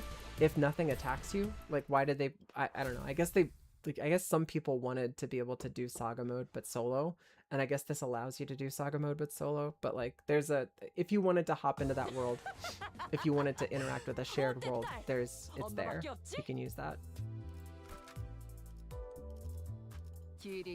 There are other trees that have waves. Yeah, I noticed that the other trees exist. There are no achievements associated with them though, so I didn't interact with them. I've been going around and just trying to unlock the world. Specifically, I've been trying to get runes. I've got like 4 of the runes that increase the amount of damage that you do based on the souls that you're carrying, up to 10,000 souls, and I haven't gotten the elemental damage booster for my weapon yet, but I did just unlock, because I've been using bows, and I have the bow attack speed boost and then the other attack speed boost. So my bow shoots, I press the attack button once and I've shot off like 4 arrows. It's like rapid fire. I do massive amounts of damage now, and each shot is doing like 1500 damage before I get the elemental 20% damage boost. So like, I really like being able to build a build. Like, I really like being able to choose from all of the different classes and just take the skills I really like. That part of it has been significantly more fun than I thought it would be. And I will literally, after playing with bows now, I will literally never take hammers ever again. Never again. They're so slow.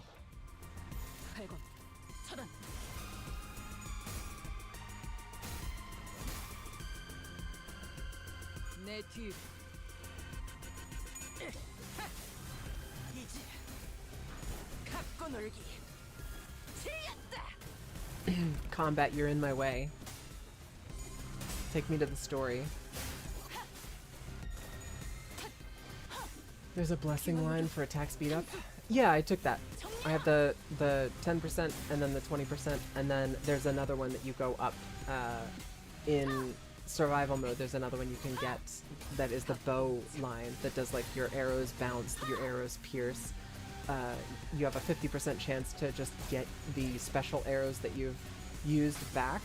And then there's the last one in there is like 25% attack speed boost when using bows. And you do those 2 combos, and you just attack like lightning fast. You want that Yoshi so bad? Yeah. 사정없이 몰아. I like this. It's the only character that I have on this team right now that doesn't have bleed, and I don't care. I like this. I like the way she looks. She looks like a Templar, and the way she attacks, her like wind up where she like puts this. She has the spear on the ground and she like positions herself up, standing on top of the spear, and then does that spinning jump attack. Her attacks just look cool. She's neat, for sure. 내 뒤. You want her as a facade? Just, you mean like it's like a transmogrification, right? This game just calls it a facade, but it's just transmog, right? 사정없이 몰아칠 테니 몰아떨굴 수밖에. Makes sense. I'm interested to see, like Necro said, that it's possible to clear hard mode mirror dungeons with this particular Ryoshu if you have the build set up right. I'm very interested to see like how does that work. 주제 개시할게요. It sounds cool. It sounds like challenge mode shit, but it does sound interesting for sure.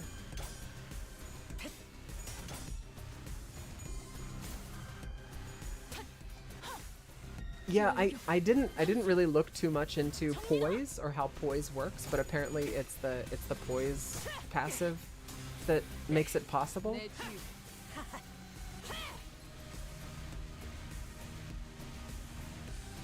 기껏. I'm not exactly sure how the how her defensive skill works, but the only way that I could see, because you have to build up. A lot of the fights you run into in mirror dungeons will be fights where you're going up against like 6 or 7 enemies, and if they're all doing one-sided attacks, you can't do that. Like, that's not sustainable. You can't do that. The only thing that I can think of is that having her fully uptied and having her leveled up to max level, using her defensive ability, but her defensive ability is just it's just a guard. So I don't know, like I said, that's one thing I'll have to poke Necro and get him to like explain how that fucking works, or like show me a video of somebody else doing it. Once I see somebody else has done it successfully, then it's just a matter of like getting the math right, just holding your mouth just right in order to get it to work.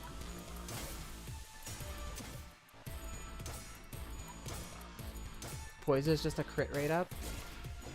Yeah, then I have no idea. 발광. 차단. 몰아떨굴 수밖에. 함수. 정리노.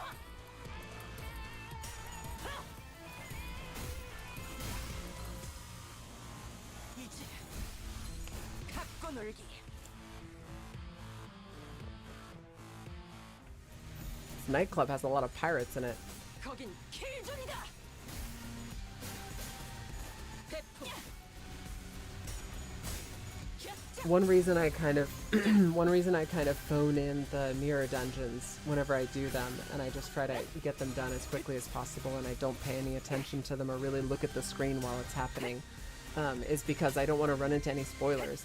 I've run into multiple enemy types that I've never seen before in mirror dungeons, and that annoys me. Like, why are you showing me enemy types that are in future cantos that are essentially going to be spoilers for me? Oh, like this type of enemy exists. I guess at some point I'm going to go into an area that has something like that in it. 돌아가기 싫다면 Wish they wouldn't do it, that's all. 내놓으시죠. Having mirror dungeons just be comprised of like the first 3 cantos, if that's like all you've seen though. I get how that would be like 발광. not very interesting, but the whole thing is not interesting to begin with, so I don't know. Mirror dungeons are incredibly boring. Even Necro, the the Giga fan, has said as much. 그럼 끝이다. 이제. 하하하. 재밌군.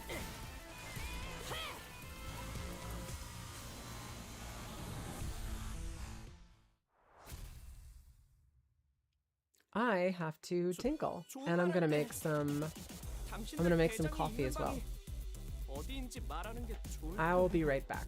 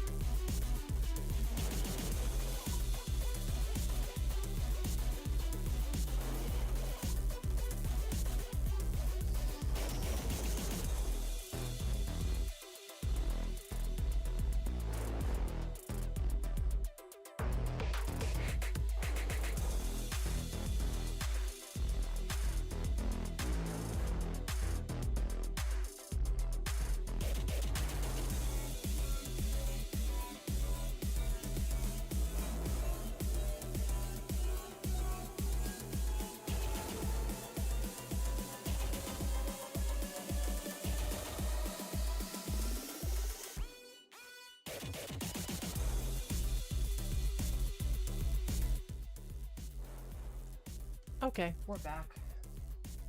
I made some coffee with a little bit of brown sugar and milk, and I stole a little candy, a little lemon candy.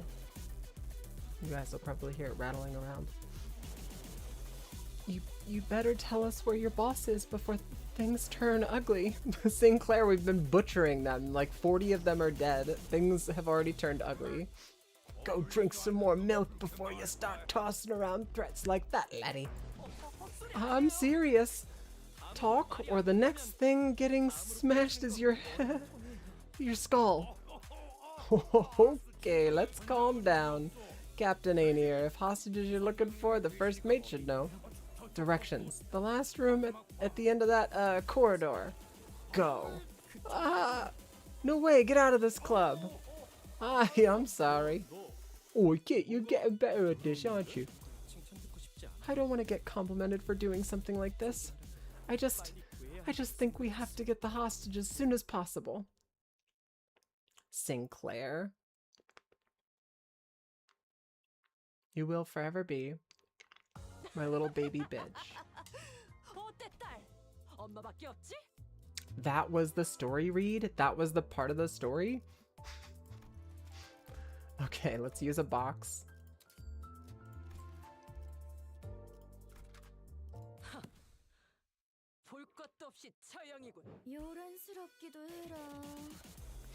Whew, you've certainly made a mess out there. Tell me, who sent you? A rival captain, or are you looking to collect my head for the bounty? I like her drip. Then again, I love pirate. Pirate woman is like... it's like my sexual orientation. So... so you're the boss here. Yeah, I'm Smee. Oh my god. First mate of the Twin Hook Pirates. Heard you wanted to see me. What? Want an autograph? We were last informed that you were the second in command. We seek your superior. Tell us of their whereabouts. Hook? That asshat has to be drowning in bottles of fairy wine somewhere 3 sheets to the wind. So I pretty much run this joint, de facto and all, you know. And you gotta understand our predicament. The perfume business has never been the most lucrative venue at this venture. So we're just looking to branch out. A purely business decision devised by none other than yours truly.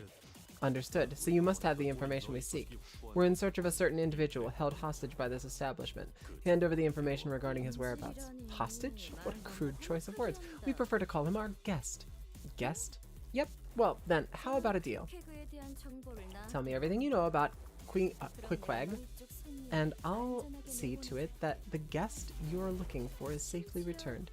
Besides, that guest of ours, he's a bit of a snot, ain't he? LC something team leader?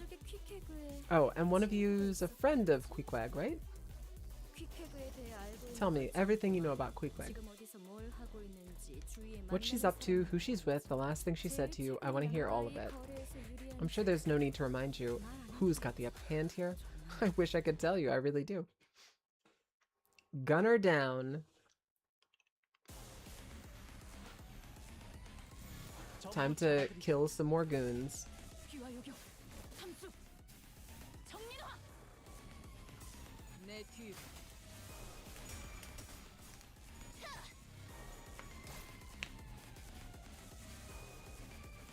전부 잡아드리죠.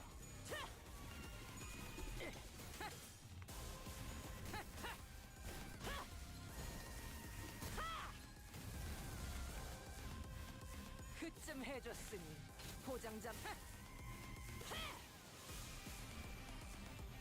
내 뒤로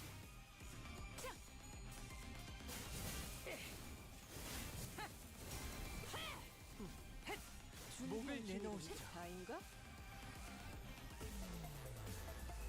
전부 잡아드리죠.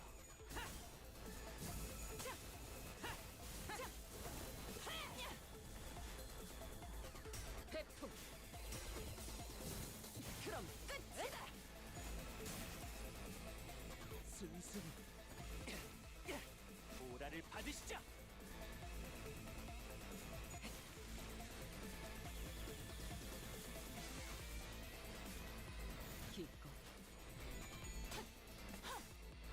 공격 삼수 정리노화 몰아떨고 수밖에 내 뒤로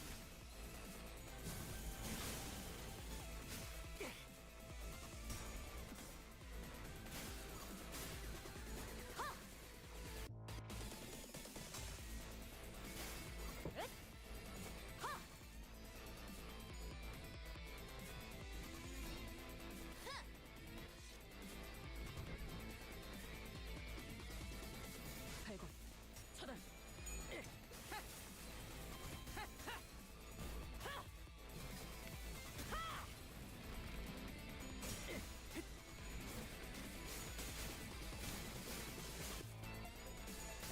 내 뒤로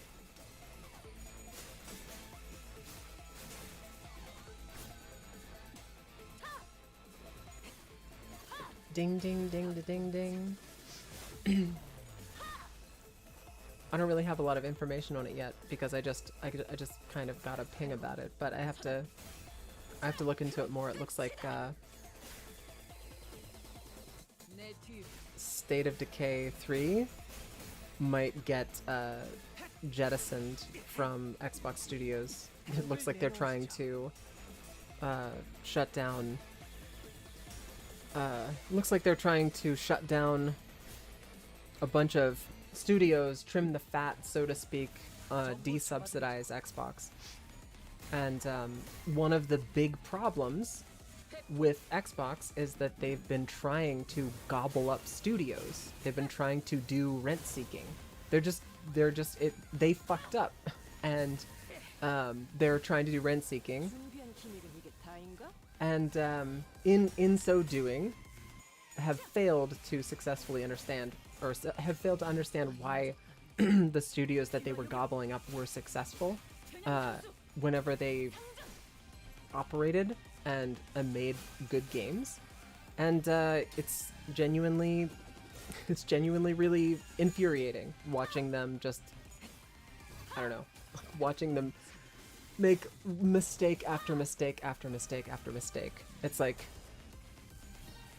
at the end of the day, the company, Microsoft, is not going to, like, suffer, right? Like, they're not going to go under because they decide to, like, divest from Xbox. It's a lot of studios that make a lot of games that I like are getting fucking shut down. And that just sucks, man.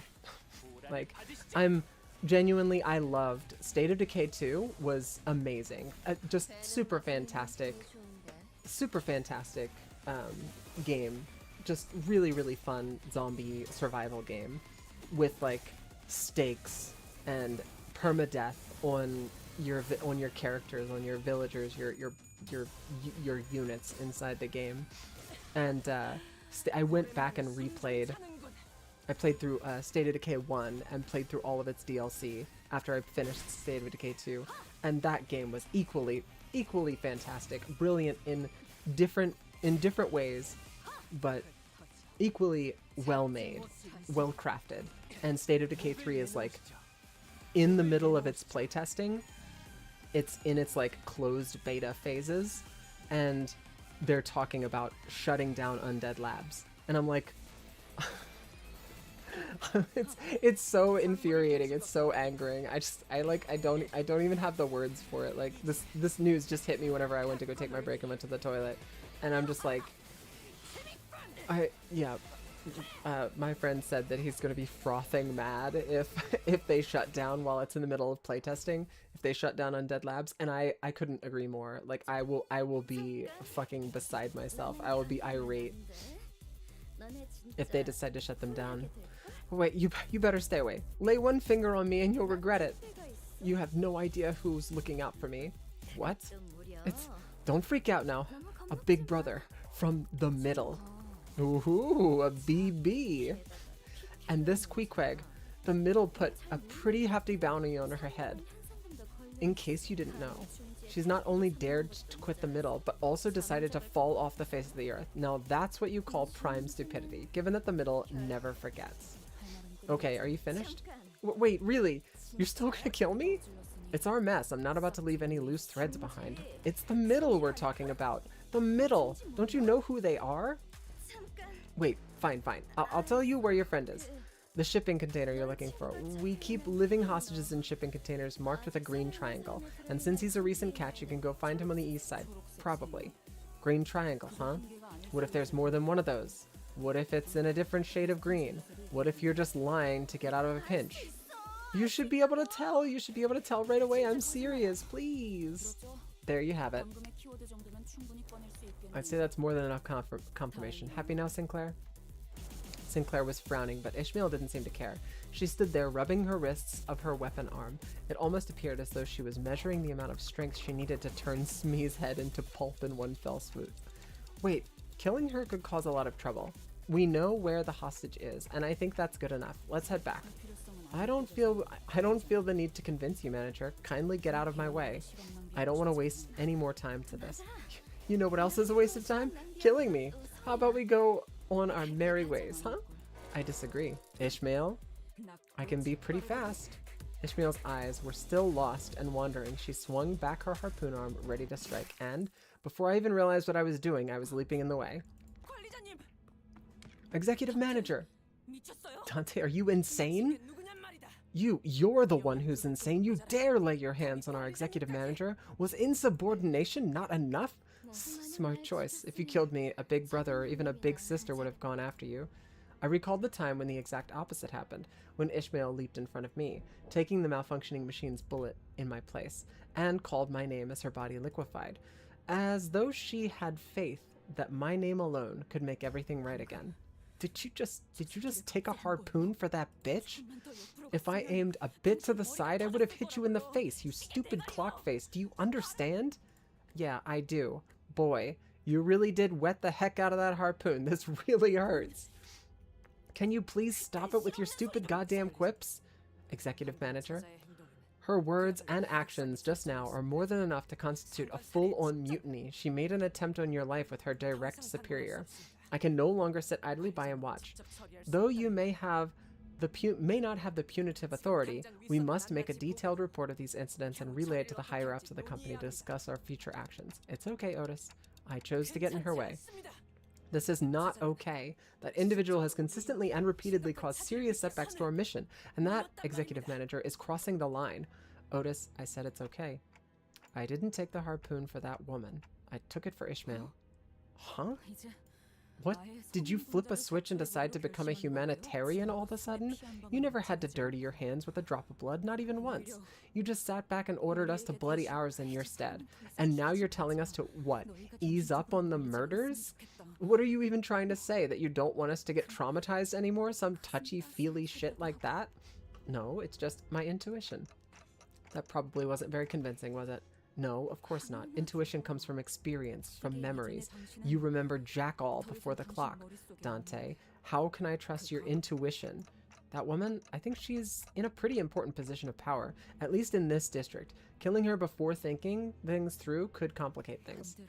Did it not occur to you that not killing her could also complicate things? Oh my god, I'm sorry, Putty. I can't believe I missed that. I Moby on her dick until I quack. Perfect. Ishmael and Heathcliff are the Kurokumo duo. Yeah, I don't know. I think I'm thinking about divesting from Heathcliff entirely. Just get him out of my game. I think killing everyone in our way, left and right, like this, won't help us in the future. In the future, huh? Sorry, I can't. I don't have a better explanation for what I just did. I don't know how far in the future you're talking about, but I'm sure we have things in store for us there, Dante.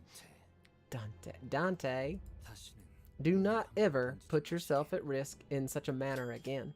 Come on, that advice coming from one of you guys, not very convincing. Responsibility of 12 lives weigh upon your shoulders, Dante. Thus, you must watch yourself 12-fold. Doubly so in that, should you perish, we do not possess the means to bring you back. And, ones that cannot be brought back leave behind an unbearably painful void. Isang was right. My shoulder was in an unbearable amount of pain. Oh, you, alright, Clockhead? Yeah, I'm good. The clock still works. What? That's not what I was... Loony bugger, you're not even all there, are you? Or maybe it just took a little while to lose it, eh? And here I thought we had the same person on the bus, but you're no different. Heathcliff shook his head and walked away.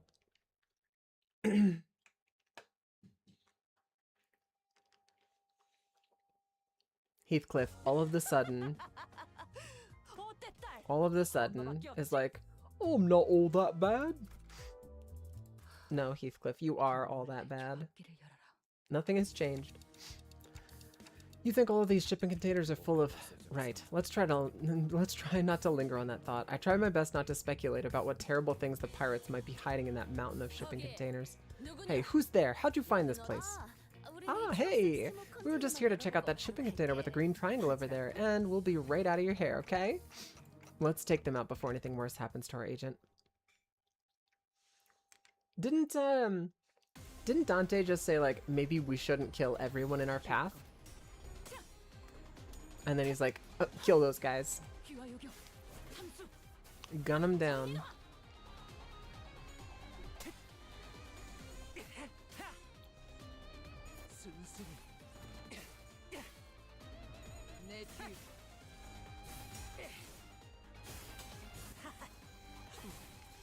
준비한 기믹은 이게 다인가?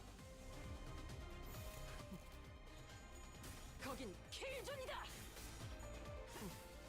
돌아가기 준비한 기믹은 싫다면 이게 다인가? 내 뒤.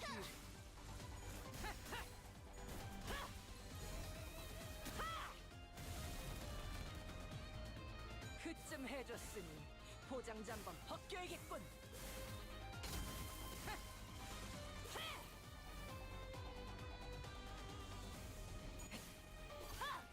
닭봉참.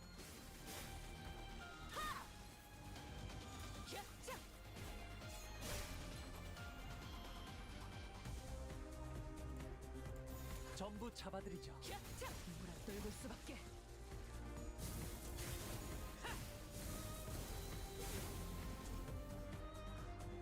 내 뒤. God damn. There's a crow outside that is just clawing his fucking head off. As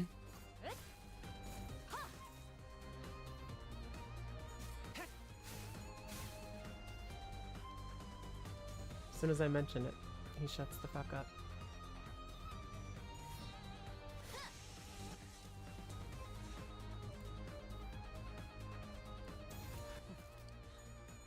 거긴 킬존이다. 돌아가기 내 뒤.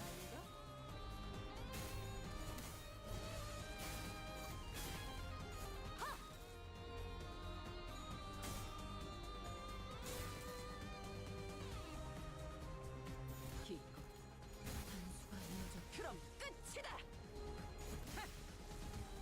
내 뒤. 물어떨굴 수밖에.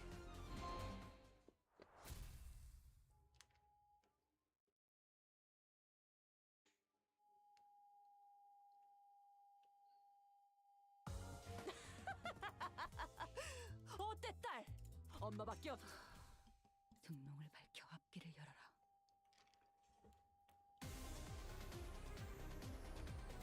배는 맛은 있는 편이 좋은데.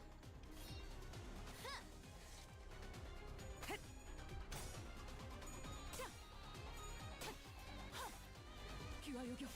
삼수.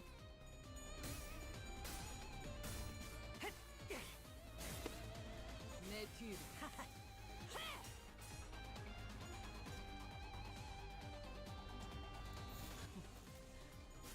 거긴 킬존이다. 내 뒤. 준비한 기믹은 이게 다인가? I love coffee.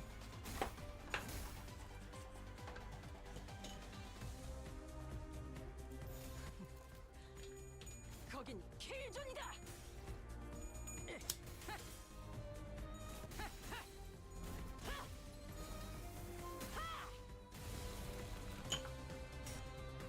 그쯤 해줬으니 포장자.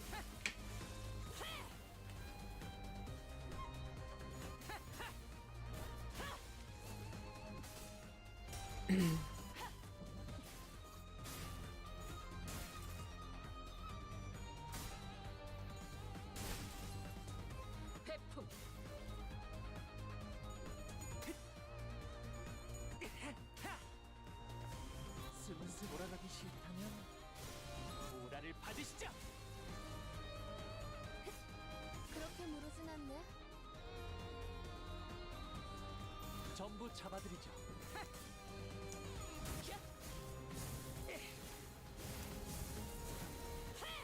귀와 요격 삼수. 전수가 이어졌다면 회풍.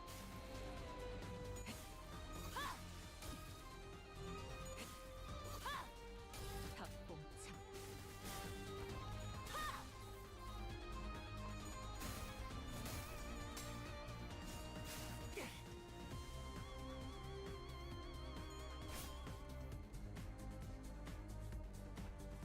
발광 차단. 내 뒤로 떨릴 수밖에. 돌아가기 싫다면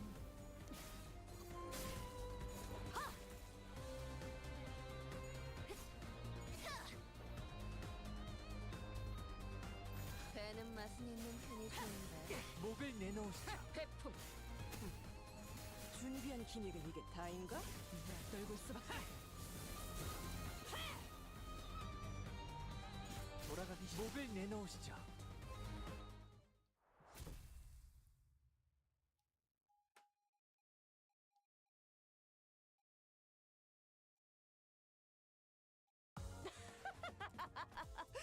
어때 딸?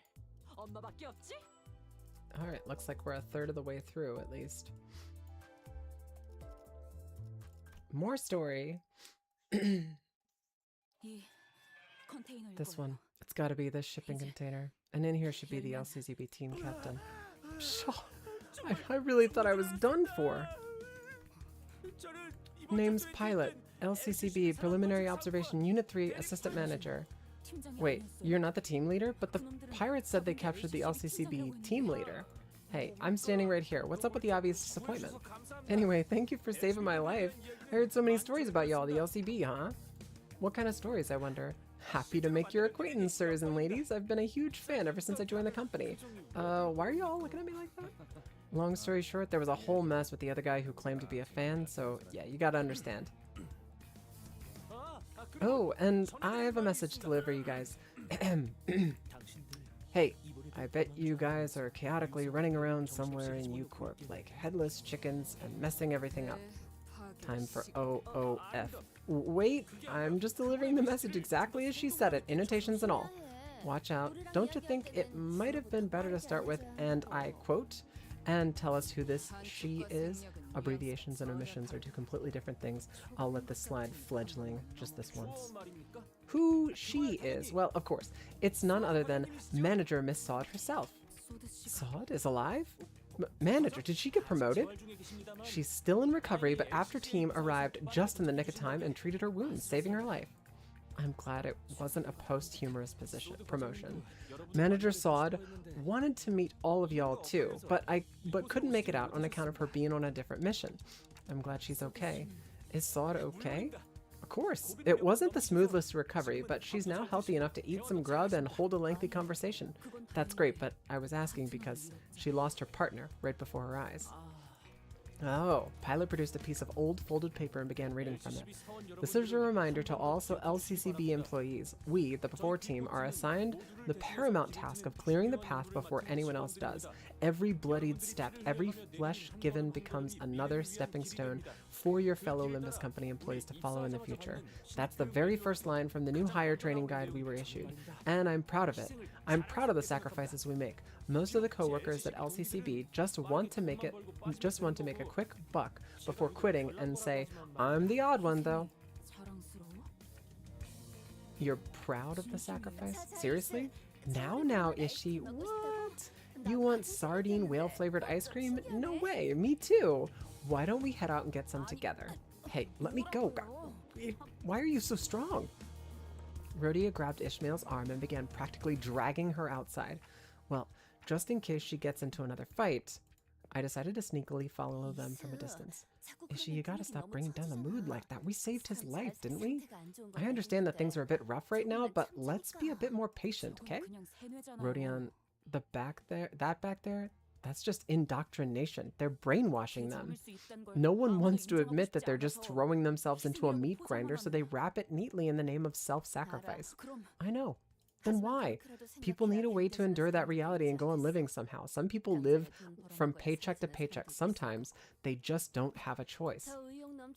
Let's hear out our overzealous friend. How about that? Don't talk down to me like you're coddling some baby. We're not that close, Rodion. But I'll listen. Just this once. Fine, fine. Rhodia seems to have noticed that I was following them all along. She signaled me with a quick wink, and I was able to return to where the other sinners were before they did.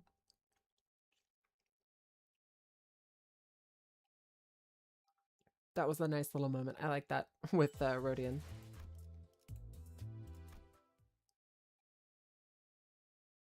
Drags her out. 'Tis injustice that thou hast left me out of thine ice cream jaunt. It tasted like fish, not worth the walk. Maybe they put ground mermaid in there. Ground mermaid in ice cream. Boy, I'm nervous. What an audience, huh? Is she? Yeah, I love that. I love that familiarization of her name is very cute. Tostoff. I'm sorry? Talk.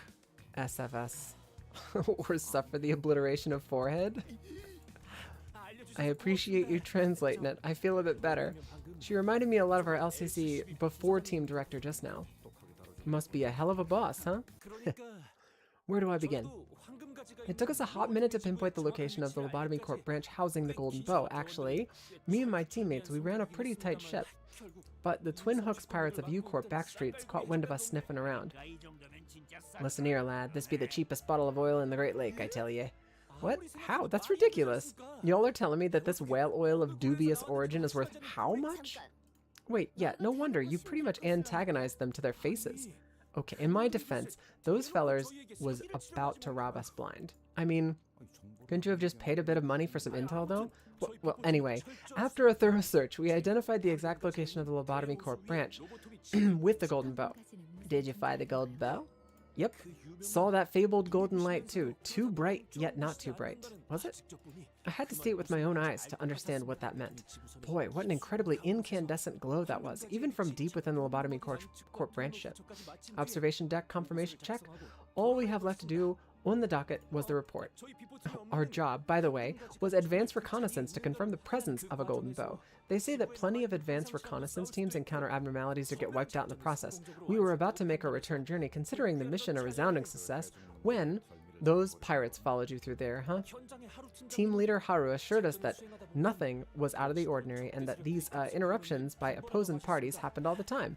But, so I don't really care what you're doing all the way out here on this creepy ship, but this gentleman here was rather curious about what business you guys are up to, so I tagged along. No objections, Pilot's face turned pale with fear for the first time since he started recounting the story. That's when I heard the weapon slip out of the team leader's hand and onto the ground. Our team leader is an experienced field agent with a decorated track record. I've never even seen her just give up like that. She ain't the kind to be so easily rattled. So I turned to look at her, and the look on her face was, I say, that was a look of resignation. Would I be correct in assuming that she had something to say at that moment? Mission failed, verbatim. Who'd she see to immediately give up like that? An officer from the middle shouldn't be here. Again, verbatim. I'm guessing the guy had like a huge fancy tattoo that glowed purple. Huh. How'd you know? That was our very first thing we noticed about him, actually. That weird looking purple glowing tattoo. Still, I thought that maybe, just maybe, we had a shot. We're Unit 3 after all. We weren't no slouches, and that had some impressive names with us. You didn't, and I don't recall much more after that. When I came to, I was on the floor, face down. At first, I thought I had gone deaf and couldn't hear a thing. You know, when a bomb goes off right next to you, your ear starts ringing and all. Though I thought I burst my eardrums. But that wasn't it. No. It was my team, shouting and screaming. And all of it combined into some kind of an incomprehensible cacophony. I just couldn't register that at first. Once I recognized that, I also noticed a deep rumbling echoing underneath all that. A bizarre, terrible rumbling that sounded like an echoing from a place far away from the branch. A bizarre rumbling? Yes, ma'am. it was almost like a distant explosion, and it seemed like others were picking up on that odd noise too. The pirates suddenly started acting all nervous. Even the big brother from the middle was rattled. They all called him the big brother. Did you hear that right? I guess there really was a big fish out looking for the pirates. Yes, ma'am, loud and clear. They called him Big Brother. I wonder how these fools are doing nowadays. Take only the high-value hostages. We're leaving now. That right there is one of the 5 calamities. We have to book it before that thing gets here. We're all dead meat if we don't. One last thing I remember is our team leader. Right before I lost consciousness, the team leader sheet stuck her employee card badge to my chest when the pirates weren't looking. Back then, I didn't understand what she was doing, but now that I had some time to think about it, she did that so I'll look more valuable, so they'll take me hostage instead of leaving me to die. Me, who's just a rookie. To summarize, every LCCB agent was either injured or unconscious. The middle got involved out of nowhere. If it was this calamity that even middle broke scared of. Can you give us the coordinates for the Lobotomy Corporation branch, Mr. Pilot? Of course. Pilot produced a piece of paper that had been folded over many times and handed it over to Faust. It's all right there, ma'am. Down to every last bit of detail you need. I hid it from them to the best of my abilities. I'm glad I was able to complete my mission, at least. Wait, that calamity? Was there anything else about that stood out? There's got to be more. Pale? It was white, an off-white color, unlike anything I'd ever laid my eyes on before. It was towering, pallid, and that rumbling. I'm sure I've heard it before. Right before it reminded me of U-Corp's singularity. That rumbling sounded a lot like them tuning forks when they combine stuff together. Yeah, almost there. Let me tag along with y'all. I could be your guide to the Lobotomy Corp branch. Indeed, this was to be a joint operation with the LCCB, where they were supposed to accompany us to the Lobotomy Corp branch. What is your decision, Dante? Tell him that while I appreciate his offer, I decline. People that get involved with us often don't make it out in one piece. I.A. We just saved your life, mate. Now show some gratitude. Shut the fuck up, Heathcliff. Thank you? Mr. Pilot, remain on standby until the after team arrives, then return to base and report your findings. So they declined, huh? The stories were true. I don't hear nothing but ticking of their clock.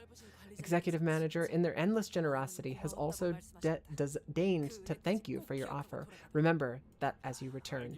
All right. Well then, best of luck to y'all. That's all I needed. Bye. Ishmael was the first to leave the room. Well, this meeting is pretty short-lived, but say hello to Sod for us, will you? And please tell her that I'm thankful for what she did for us. Back then, I couldn't bring myself to tell her even that. I'll be sure to tell her that. You have endured well, despite the tribulations, Pilot. Aw, Yi Sang, how kind of you. It appeared to me that he deserved such words. I want to see my team again. They were all so kind to me. Me being a rookie of the team and all. Maybe there are survivors at the Lobotomy Corp branch. Pilot's eyes, which had been welling up for a while, eventually broke like a dam. Tears flowed down his cheeks to the ground. We shall bring them home. You have my word. And mine too. We won't fail again. I have examined the variable... God damn it. I've examined the variable coordinates Mr. Pilot provided us. What exactly are the variable coordinates? Ships beyond a certain magnitude, like our Lobotomy Corp branch, or the Marlin Port received partial laws of the Great Lake in an encrypted form from the U-Corp. U-Corp holds a strict monopoly in the intel regarding the laws of the Great Lake within the nest, of course. The vessels that receive that intel pay various prices for that privilege. They use that partial information to calculate at which location their vessel must be during which specific period to ensure a safe voyage, and finalize it into a standardized form known as the variable coordinates. Port ships often send out the coordinates to other vessels as they want to host as many guests as possible, but vessels that prioritize privacy and secrecy, like the former L-Corp branch in question, will never do so. Yeah, I mean, like, I don't know anything about U-Corp Singularity, but, I mean, aside from the tuning fork, I think the laws are also part of the Singularity. What it is akin to me, it seems to be akin to the nonsense, like madness, the chaos into order that was the prescripts. We'll see how this plays out in the long run, but it seems to me like there is a, like, what is it? It's a a Murphy's Law thing. It's like a ordered chaos. Like they get to coordinate, like an air traffic controller. They get to coordinate where bad shit is going to happen, and they have it on a schedule so that ships can pass through. Because otherwise, the Great Lakes would be completely unnavigatable. I'm assuming. I'm just guessing. That's the only thing that I can make sense of at the moment. So the Lobotomy Corp branch we're looking for is kind of like a treasure ship, huh? Then there's got to be a black market out there for people willing to pay big money for its coordinates. Impressive deduction. Also, unlike normal coordinates, variable coordinates are composed of lengthy and encrypted codes. Therefore, vessels sailing across the Great Lakes start by entering the variable coordinates of their destination. Based on that information, said vessels will follow a certain route charted via the automated navigation system that periodically confirms the current locations of their destination. Wow, that's a lot of big words. I love you, Honglu. My muse. So basically, if we enter the information we got from Mr. Pilot here, we can somehow find our way to the Lobotomy Corp branch? It's useless in the waters, the outskirts, beyond the borders of U-Corp. Indeed, but the Lobotomy Corp branch is within U-Corp's borders. We will have no trouble analyzing the vessel's travel patterns as long as we have its variable coordinates. Gotcha. Then let's get a move on. Yisang and Sinclair nodded with determination while the other sinners followed suit and hurried on. Though I didn't catch a clear view, I think Ishmael nodded too.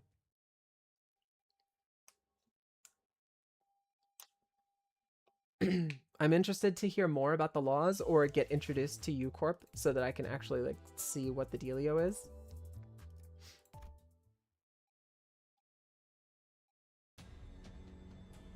We made our way past the mountains of shipping containers and past where we first docked. I saw Virgilius and Charon on a bench, watching us approach. The latter of the two was clearly suffering from crushing boredom. Charon ate ice cream. It was cold, but disappeared fast. Did it not have the putrid scent of the sea? Putrid? Charon doesn't know what that means. 'Tis a flavor not unlike licking a fish.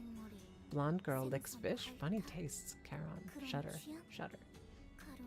You need to get to 4:30 this stream? Don't tell me what I need. You know I have demand avoidance, whatever. Now I'm looking at the clock like, wait a second. Something happened by the looks on your faces. Explain. Allow me to explain. Upon our arrival at the promised location... That is none of my concern. I only wanted to know what intel you've learned and make it short. We know where the Golden Bow is. It's in a Lobotomy Corp branch in the middle of the Great Lake. Of course, it's in a Lobotomy Corp branch. Did you learn anything else? We obtained its variable coordinates. I know what you're about to say. That's it? That's all you got or something. But just listen to the trouble we went through. No, that's good enough. Almost makes me want to applaud you all. Oh my. Virgilius, there was... I know exactly what you're about to tell me. I will deal with it. Stay out of this. You look impatient, Ishmael. I see that our earlier consultation did not ease your anxiety. Of course not. I don't even know what's happening with my mission. We're wading blindly through a misty sea, yet here we are, shoving our noses in everything everywhere. It's driving me up the wall. Relax. You must know that no path is ever direct in the Great Lake. I did not expect this much lack of patience from someone who spent most of their life here. Can I assume the mess you've left the manager's shoulder in is also a consequence of your impatience? That's, well, clearly an unintentional mistake. If it wasn't, you wouldn't be sitting before me with your throat intact. Why do you fail to look further, Ishmael? By now, you must have realized what awaits you at the end of this journey. That contract clause you're so impatient about is bound to make an appearance as long as you follow the manager's peculiar misadventures. Your combative attitude against the manager will only delay that inevitability. It happened 4 times. That's not a very big sample. Well, I'm good at reading how these things usually flow. If you're sure about it, then fine. I won't let frustration get the better of me. I won't step out of line, not any more than necessary. Ishmael, what happened? Happened. You will still have to write up a form explaining your actions and the circumstances surrounding them. Gladly, as long as the guide is right. Have you brought us any ice cream by any... Bother not. I was merely curious of the famed ice cream of Marlin Port. I shall board the bus boat post-haste. I appreciate the effort, Yisang. Your appreciation is more than enough. He's not going to answer me anyway, but What were you two up to? Dante is asking a meaningless question. Don't let them rub off on you, Dante. What? Was I actually supposed to bring a tub of whale ice cream for everyone? Yeah, you could have. That would have been a nice thing to do. Although Virgilius doesn't seem to me to be the guy who just does nice things. Honey, there is no way. Wait, 4:30. I'm on 5:16. 4:30. I think you mean 5:30. I'm not gonna make it to 5:30 this stream. There's no shot. It's a Tuesday stream, and I've only got about a half of an hour before I hop off to spend time with my partner.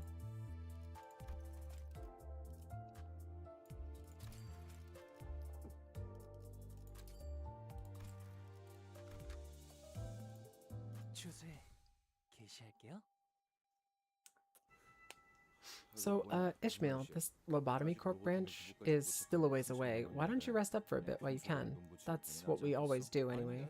Or at least, let me take the next shift. I've done my fair share of night watches. Gregor's yawn betrayed his confidence. Ishmael didn't care. She wasn't going to move from her station anyway. Ishmael looked like she was waiting for something to happen, or maybe she was deathly afraid of something. She did not even for a second, leave the telescope, courtesy of Rain, most likely, installed on the modified Mephistopheles. That's a good attitude, Swabby. It has been a long-held belief that letting your guard down is to let your comrades down. I asked Otis her thoughts out of curiosity, but she simply replied that Virgilius had already acted upon the matter. If the executive manager would not take action, then that was that. She also explained that while she would not hesitate to clash with Ishmael again, should the need arise, she would not continue this pointless tussle that only lowered team's morale. That's mighty big of you, Otis, honestly. I guess that's good enough. But we're in the middle of a lake. And as long as we stick to the line, the laws of the Great Lake, I don't see us getting... There, ahead. Ishmael suddenly got up and hurried to the cabins as though she noticed something through the telescope. Attacked by anything? My bad. Time to drift again, redhead. It's too late to change our course. That trick won't help us here. They went through the trouble of hiding themselves in an artificial fog of war. We're obviously their target. It's a matter of time before they catch up with the ship. Now that they know our location, deal with them as you will. Manager, permit us to board their ship. Are you sure about boarding their ship is the best course of action if we want to save our ship? According to my experience, yes. Okay, I'll leave it to you then. I hope you'll continue to make wise choices like that. I sighed with relief as she seemed to be going along with me for now. With that, I took a few steps behind the other sinners and watched her. We'll hook their ship with harpoons, force them into a melee range. Somebody grab the helm and turn it on my signal. Then someone should be on standby, ready to shut the engines off at the right moment. Hey you, bring some extra rope. You, wait for the signal inside the wheelhouse. Ishmael's explanations were rapid and confident. Otis nodded along affirmatively. The other sinners were quick to follow their instructions. Watching Ishmael throw her razor-sharp harpoon towards the pirate ship, I started to feel that something was off.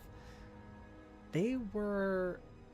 There they were, the sinners, working so well together like clockwork, but underneath all that, maybe all that mattered to them was their own goals. I was wondering if all the times they spent thinking, hoping, and contemplating about our futures together were pointless. This thought lingered for a while in my head.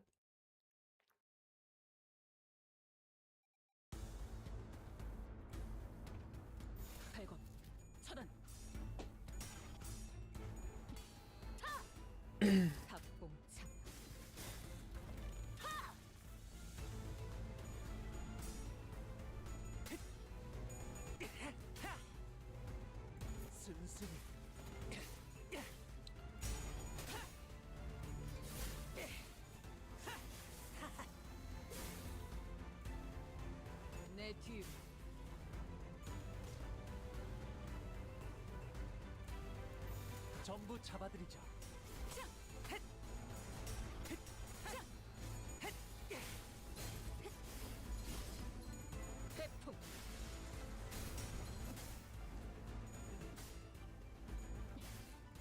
사정없이 몰아칠 테니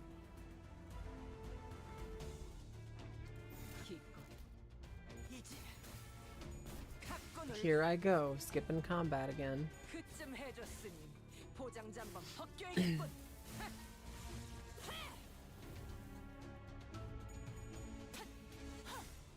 귀와 요격, 삼수. 점수가 이어졌다면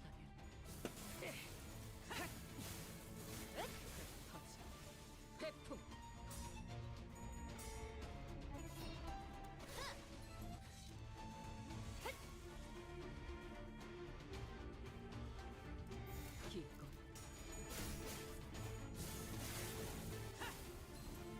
요경.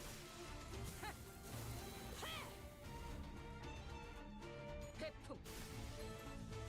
그럼 끝이다. I feel like if you compare the Sinners to where they were just like a canto ago, as far as their teamwork and everything, I feel like they're doing pretty damn good.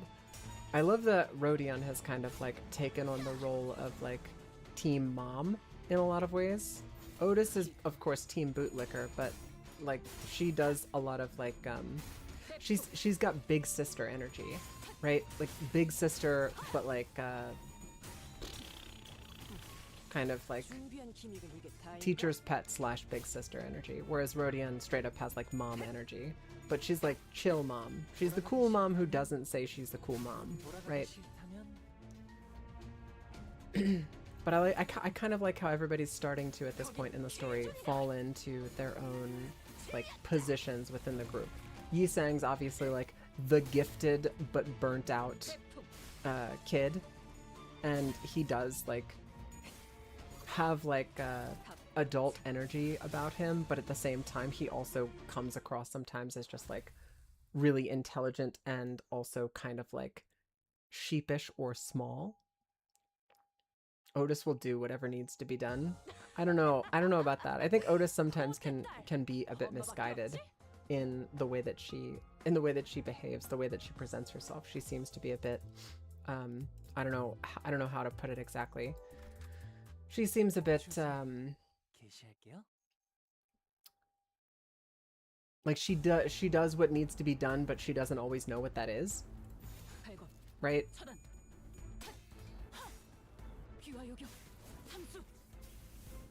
I like Otis. She's one of my favorite characters, but she does strike me as kind of misguided sometimes. Like she thinks she's doing the right thing. She thinks she's doing the right. That's why she gives big sister energy instead of mom energy. Like Rodion gives like sometimes wine mom energy, but she's so wise sometimes. Same with Merceau. Merceau, I'm still trying to peg where the heck Merceau is, because Merceau is like not exactly. He's not exactly like bursting with dialogue. There's tons.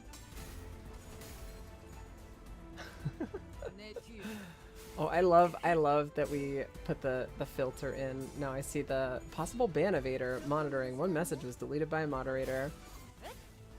And yeah, it's so helpful to not have to see the advertisements for AI viewers anymore. I love that. Merceau is just French. Hi, Meat Muncher. How are you doing today, boo-boos?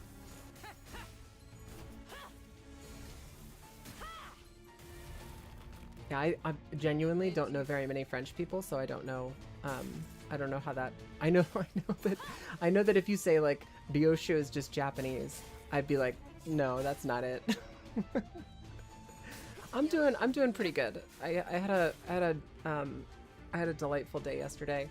Played some Tribes of Midgard with folks on the Discord, and that was fun. We failed. We fucked up, and our Yggdrasil got destroyed by a Jotun, which was like funny because we were crushing the game outside of that, and then just like out of nowhere the Jotun just lumber slowly towards the base, and we just kind of forgot to deal with it. And before we knew it, it was like breathing fire and spitting lava on Yggdrasil inside the middle of the base. So we failed, but it was still fun. But yeah, today I'm hanging out with my partner. We're gonna keep watching Dorohedoro, which I'm excited to do. And we're in the middle of Canto 5. We're in the bit where we've got border. Well, we are the borders. We basically have a ship. A bunch of pirates attacking us, and I'm enjoying getting to see a bit more of Ishmael's story. It's fun.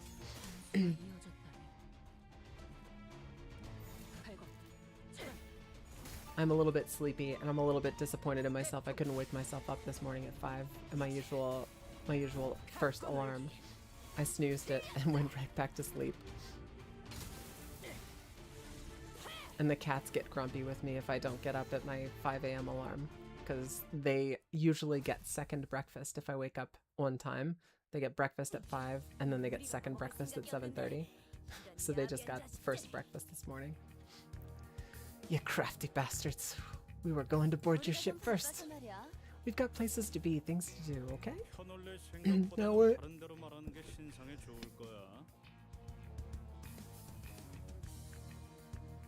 Now answer my question. Lie or flap your gums meaninglessly and I'll tear the lips off your mugs. Speak, who sent you plonkers after us? We can't let someone who dared lay a finger on our first mate leave in one piece. Your very breath brings shame to our syndicate. By Captain Hook's orders, you won't leave here alive. Ain't that bloody marvellous? I like seeing a good camaraderie. So, what I say about flapping your gums meaninglessly? I think your threats will rattle us. We're no tenderfoots, you stupid sons of bachelors. What? What a clingy bunch. We spared their first mate's life, and this is the thanks we get. You think this is what Smee meant? That we'll regret it if we... No. Your juvenile whining, that's not from shame. Huh? When all of your mates lay dead, consumed, manipulated, and led into a meat grinder by a collective insanity of a mad woman. When you're left in that endless void where the only sound is the beating of your heart. Wait! And then you realize that your heart continues to beat because it's still desperately, pathetically clinging on to life, despite all that. That's when you'll feel true shame. Wait. Looking at the sorry state of your boat, I can hazard you have no clue what you're doing out here. Spare me, and I'll tell you what you need to know. I'll even put in a good word with the boss man for you. Nothing to lose here, huh, lass? You won't have anyone to put in a good word if you kill me. Am I getting through to you? Spare me. And you just might sail out of this lake with you. I'm tired of listening to these insane, meaningless pleas. That was the last one, right? Let's go back to our ship. The ship was still as death. Its sails fluttered, a forlorn dance in the winds.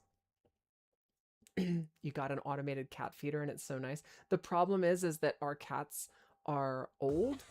Most of them. Shippo's the youngest one, and he's 4. All the other cats are like in their teens, and if there is food, they will eat it. And there's 3 that just, they will eat, throw up, eat, throw up, eat, and they will eat all of the food and throw up all of the food and make a massive mess.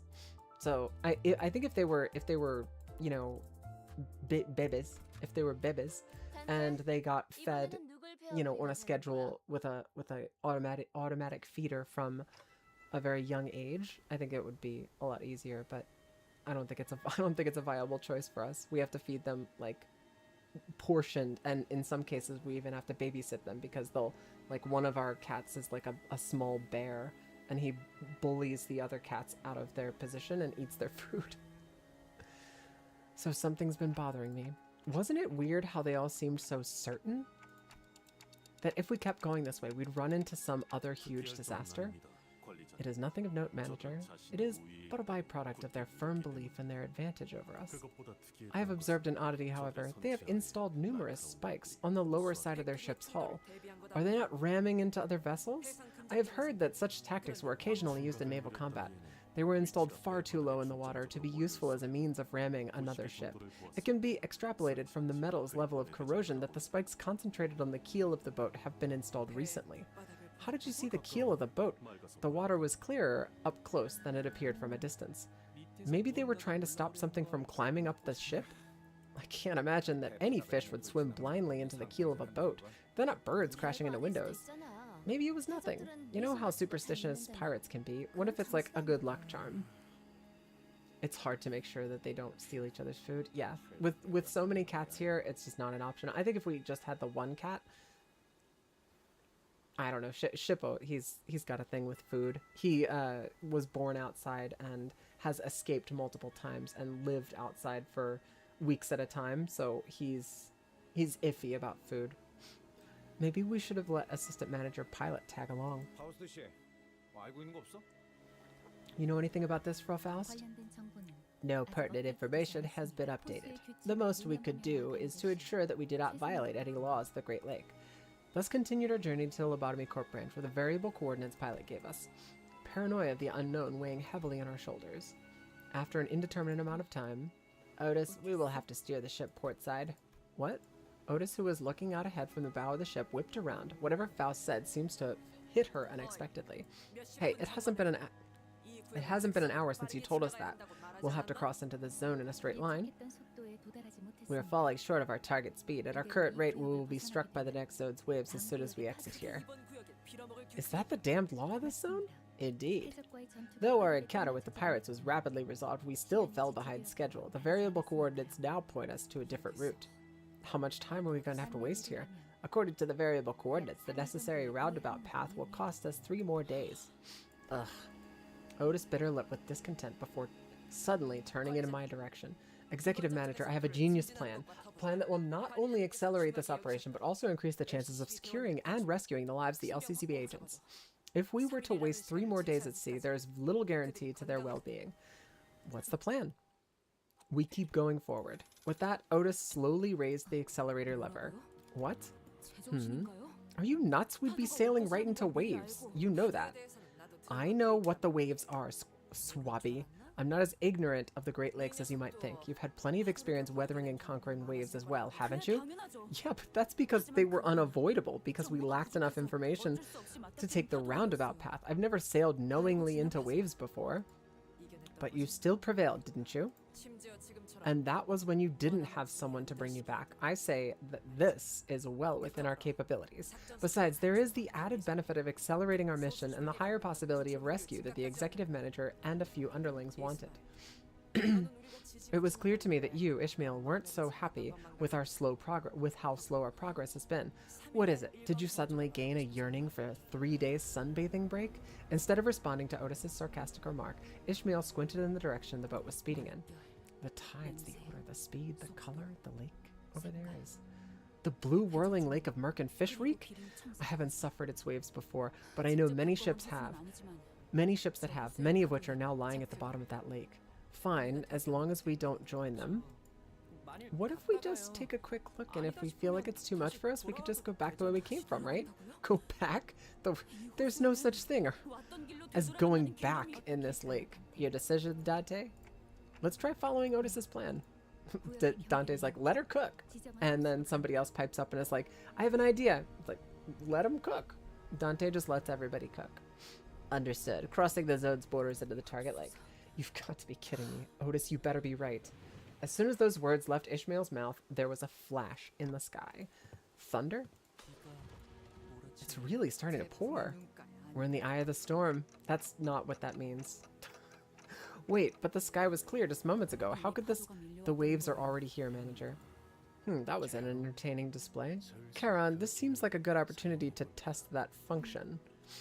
Okay, switching Endure mode.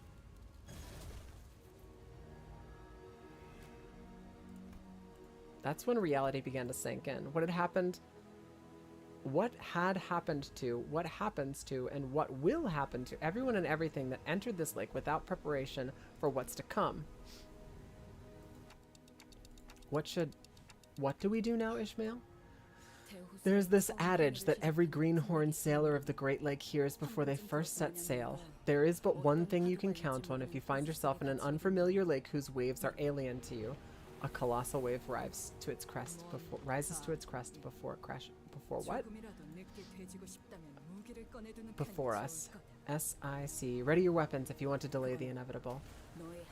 It's not your sailing prowess, your far-seeing eyes of a pathfinder, or the unbreakable bond between you and your mates. Many sailors fail to endure this trial and instead choose to become sacrifices to the depths of the lake. Something's climbing onto our ship. Trust nothing but your own resolve to hold steadfast in the face of terror, in the face of calamity, throughout the raging lake, though the raging lake may remain indifferent to the will of your meager existence. That's cool.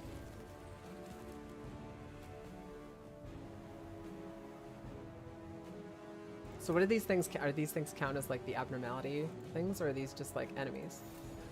Look, I guess we're chaining skills together, so they're not the baby abnos.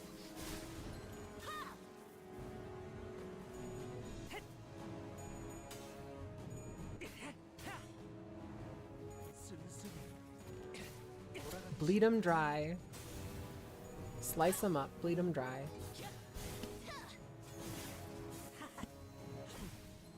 준비한 기믹은 이게 다인가? 회품. 배는 맛은 있는 편이 좋은데. 귀와 요격. 동그라 떨굴 수밖에. 목을 내놓으시죠. My sweet baby boy Honglu. 회품. 그쯤 해줬으니 포장자.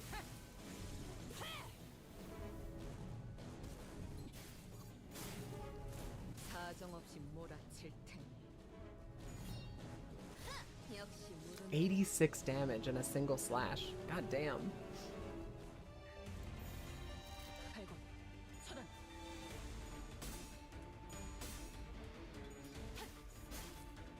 It was a double stagger attack, but it's still cool to see.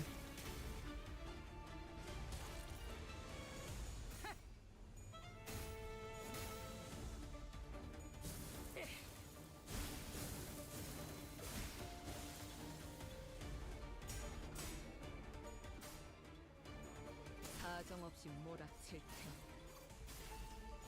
사정없이 몰아칠 테니.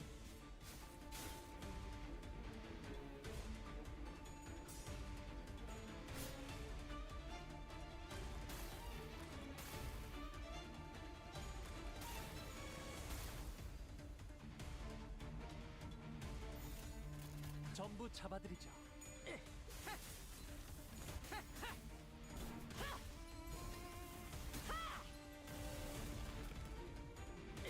내 뒤. Little umbilical cords. It's weird. It kind of looks like a hand. 떨굴 수밖에. The thing that's like crawled onto the top of the ship.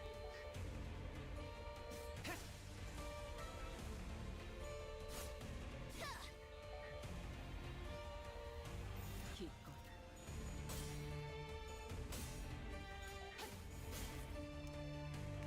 회품. I do think the ocean is kind of like an area of the world that's like ripe, or ripe rather, ripe for terror and horror, like horror stories. I love a good, I don't know, like, I love a good like thriller involving critters under the water, critters you can't see. Jaws is, I mean, obviously Jaws is a masterpiece, but I don't know, like, there are a bunch of other movies that involve the darkness of, like, just how utterly dark it is under the water, but usually only in, like, little little drip feeds of experiences in other movies. I'd love to see more. I don't know, it's like space under the water is just, like, equally alien. I'd love to see more of that. No words come to mind to rightly describe that creature. The unfathomable entities inhabiting the depths of the lakes are called whales, and those that emerge from them are called mermaids. That's the whale of the porous hand. I was really hoping to avoid that one. Is that one of the whales they were talking about at U-Corp? Do mermaids raid ships too? I read about them once as a child, but these don't look anything like how they did in the books. Mermaids. I still remember the horrible bedtime stories my brother used to tell me about them. So they make perfumes out of these things? Virgie, isn't this a good time for you to lend us a hand for once? Really, that's the guy who practically spectated like a bystander when we got slaughtered back at K-Corp. He didn't even blink. He did wave at us though, but I couldn't wave back because my wrists were getting snapped in half. Of course, I won't sit idly by as Mephistopheles sinks, if it ever comes to that, but know that I will take action only under a very particular set of circumstances, in which all of you are slaughtered. The enemies have crushed the manager's head and are about to tear the hands off that clock. Are you serious right now? Dante, I can't allow them to take the company's precious assets right before my eyes now, can I? So I'm afraid that you won't see me step in before every single one of you are dead. Mr. Guide, are you really as good as they say? Maybe the stories about you are just tall tales, you know. That's no, do not. Oh yeah, that's just not. 2 previous victims of Virgilius interjected, albeit in hollow voices, to rebut Rhodia's rather dangerous remark. So either take them out, welcome them aboard with open arms, or whatever. I'm leaving it up to all of you.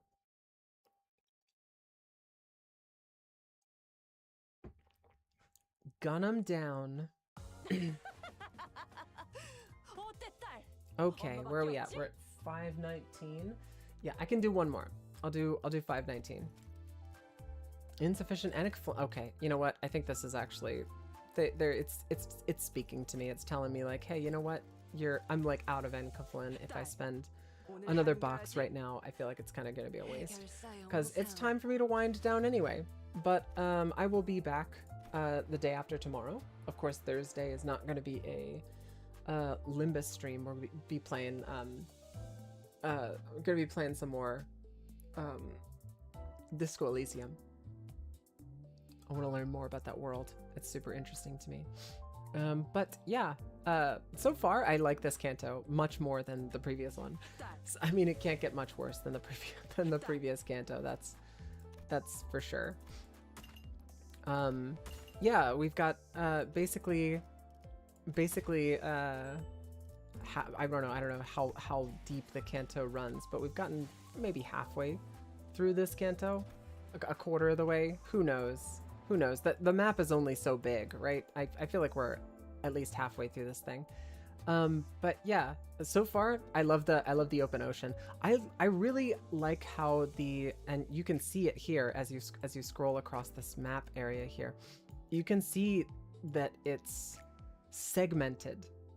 Like they're all segmented. It's the ocean, right? Like it's the ocean that has been segmented into lakes. And I think they're artificially separated. If you don't count the dungeon, it's about halfway. Yeah, okay, cool. Yeah, I think this is cool. I'd love to know more details about like how they did that, how they segmented these territories. And I guess each territory has a whale in it, and each whale has, I don't know, each whale has its own like specific territory. And maybe the laws have something to do with managing the whale's wokenness, like when a whale is awake versus when a whale is asleep. I also like how they've redefined a lot of pretty simple language, like whales, mermaids, and what was the other one? Waves.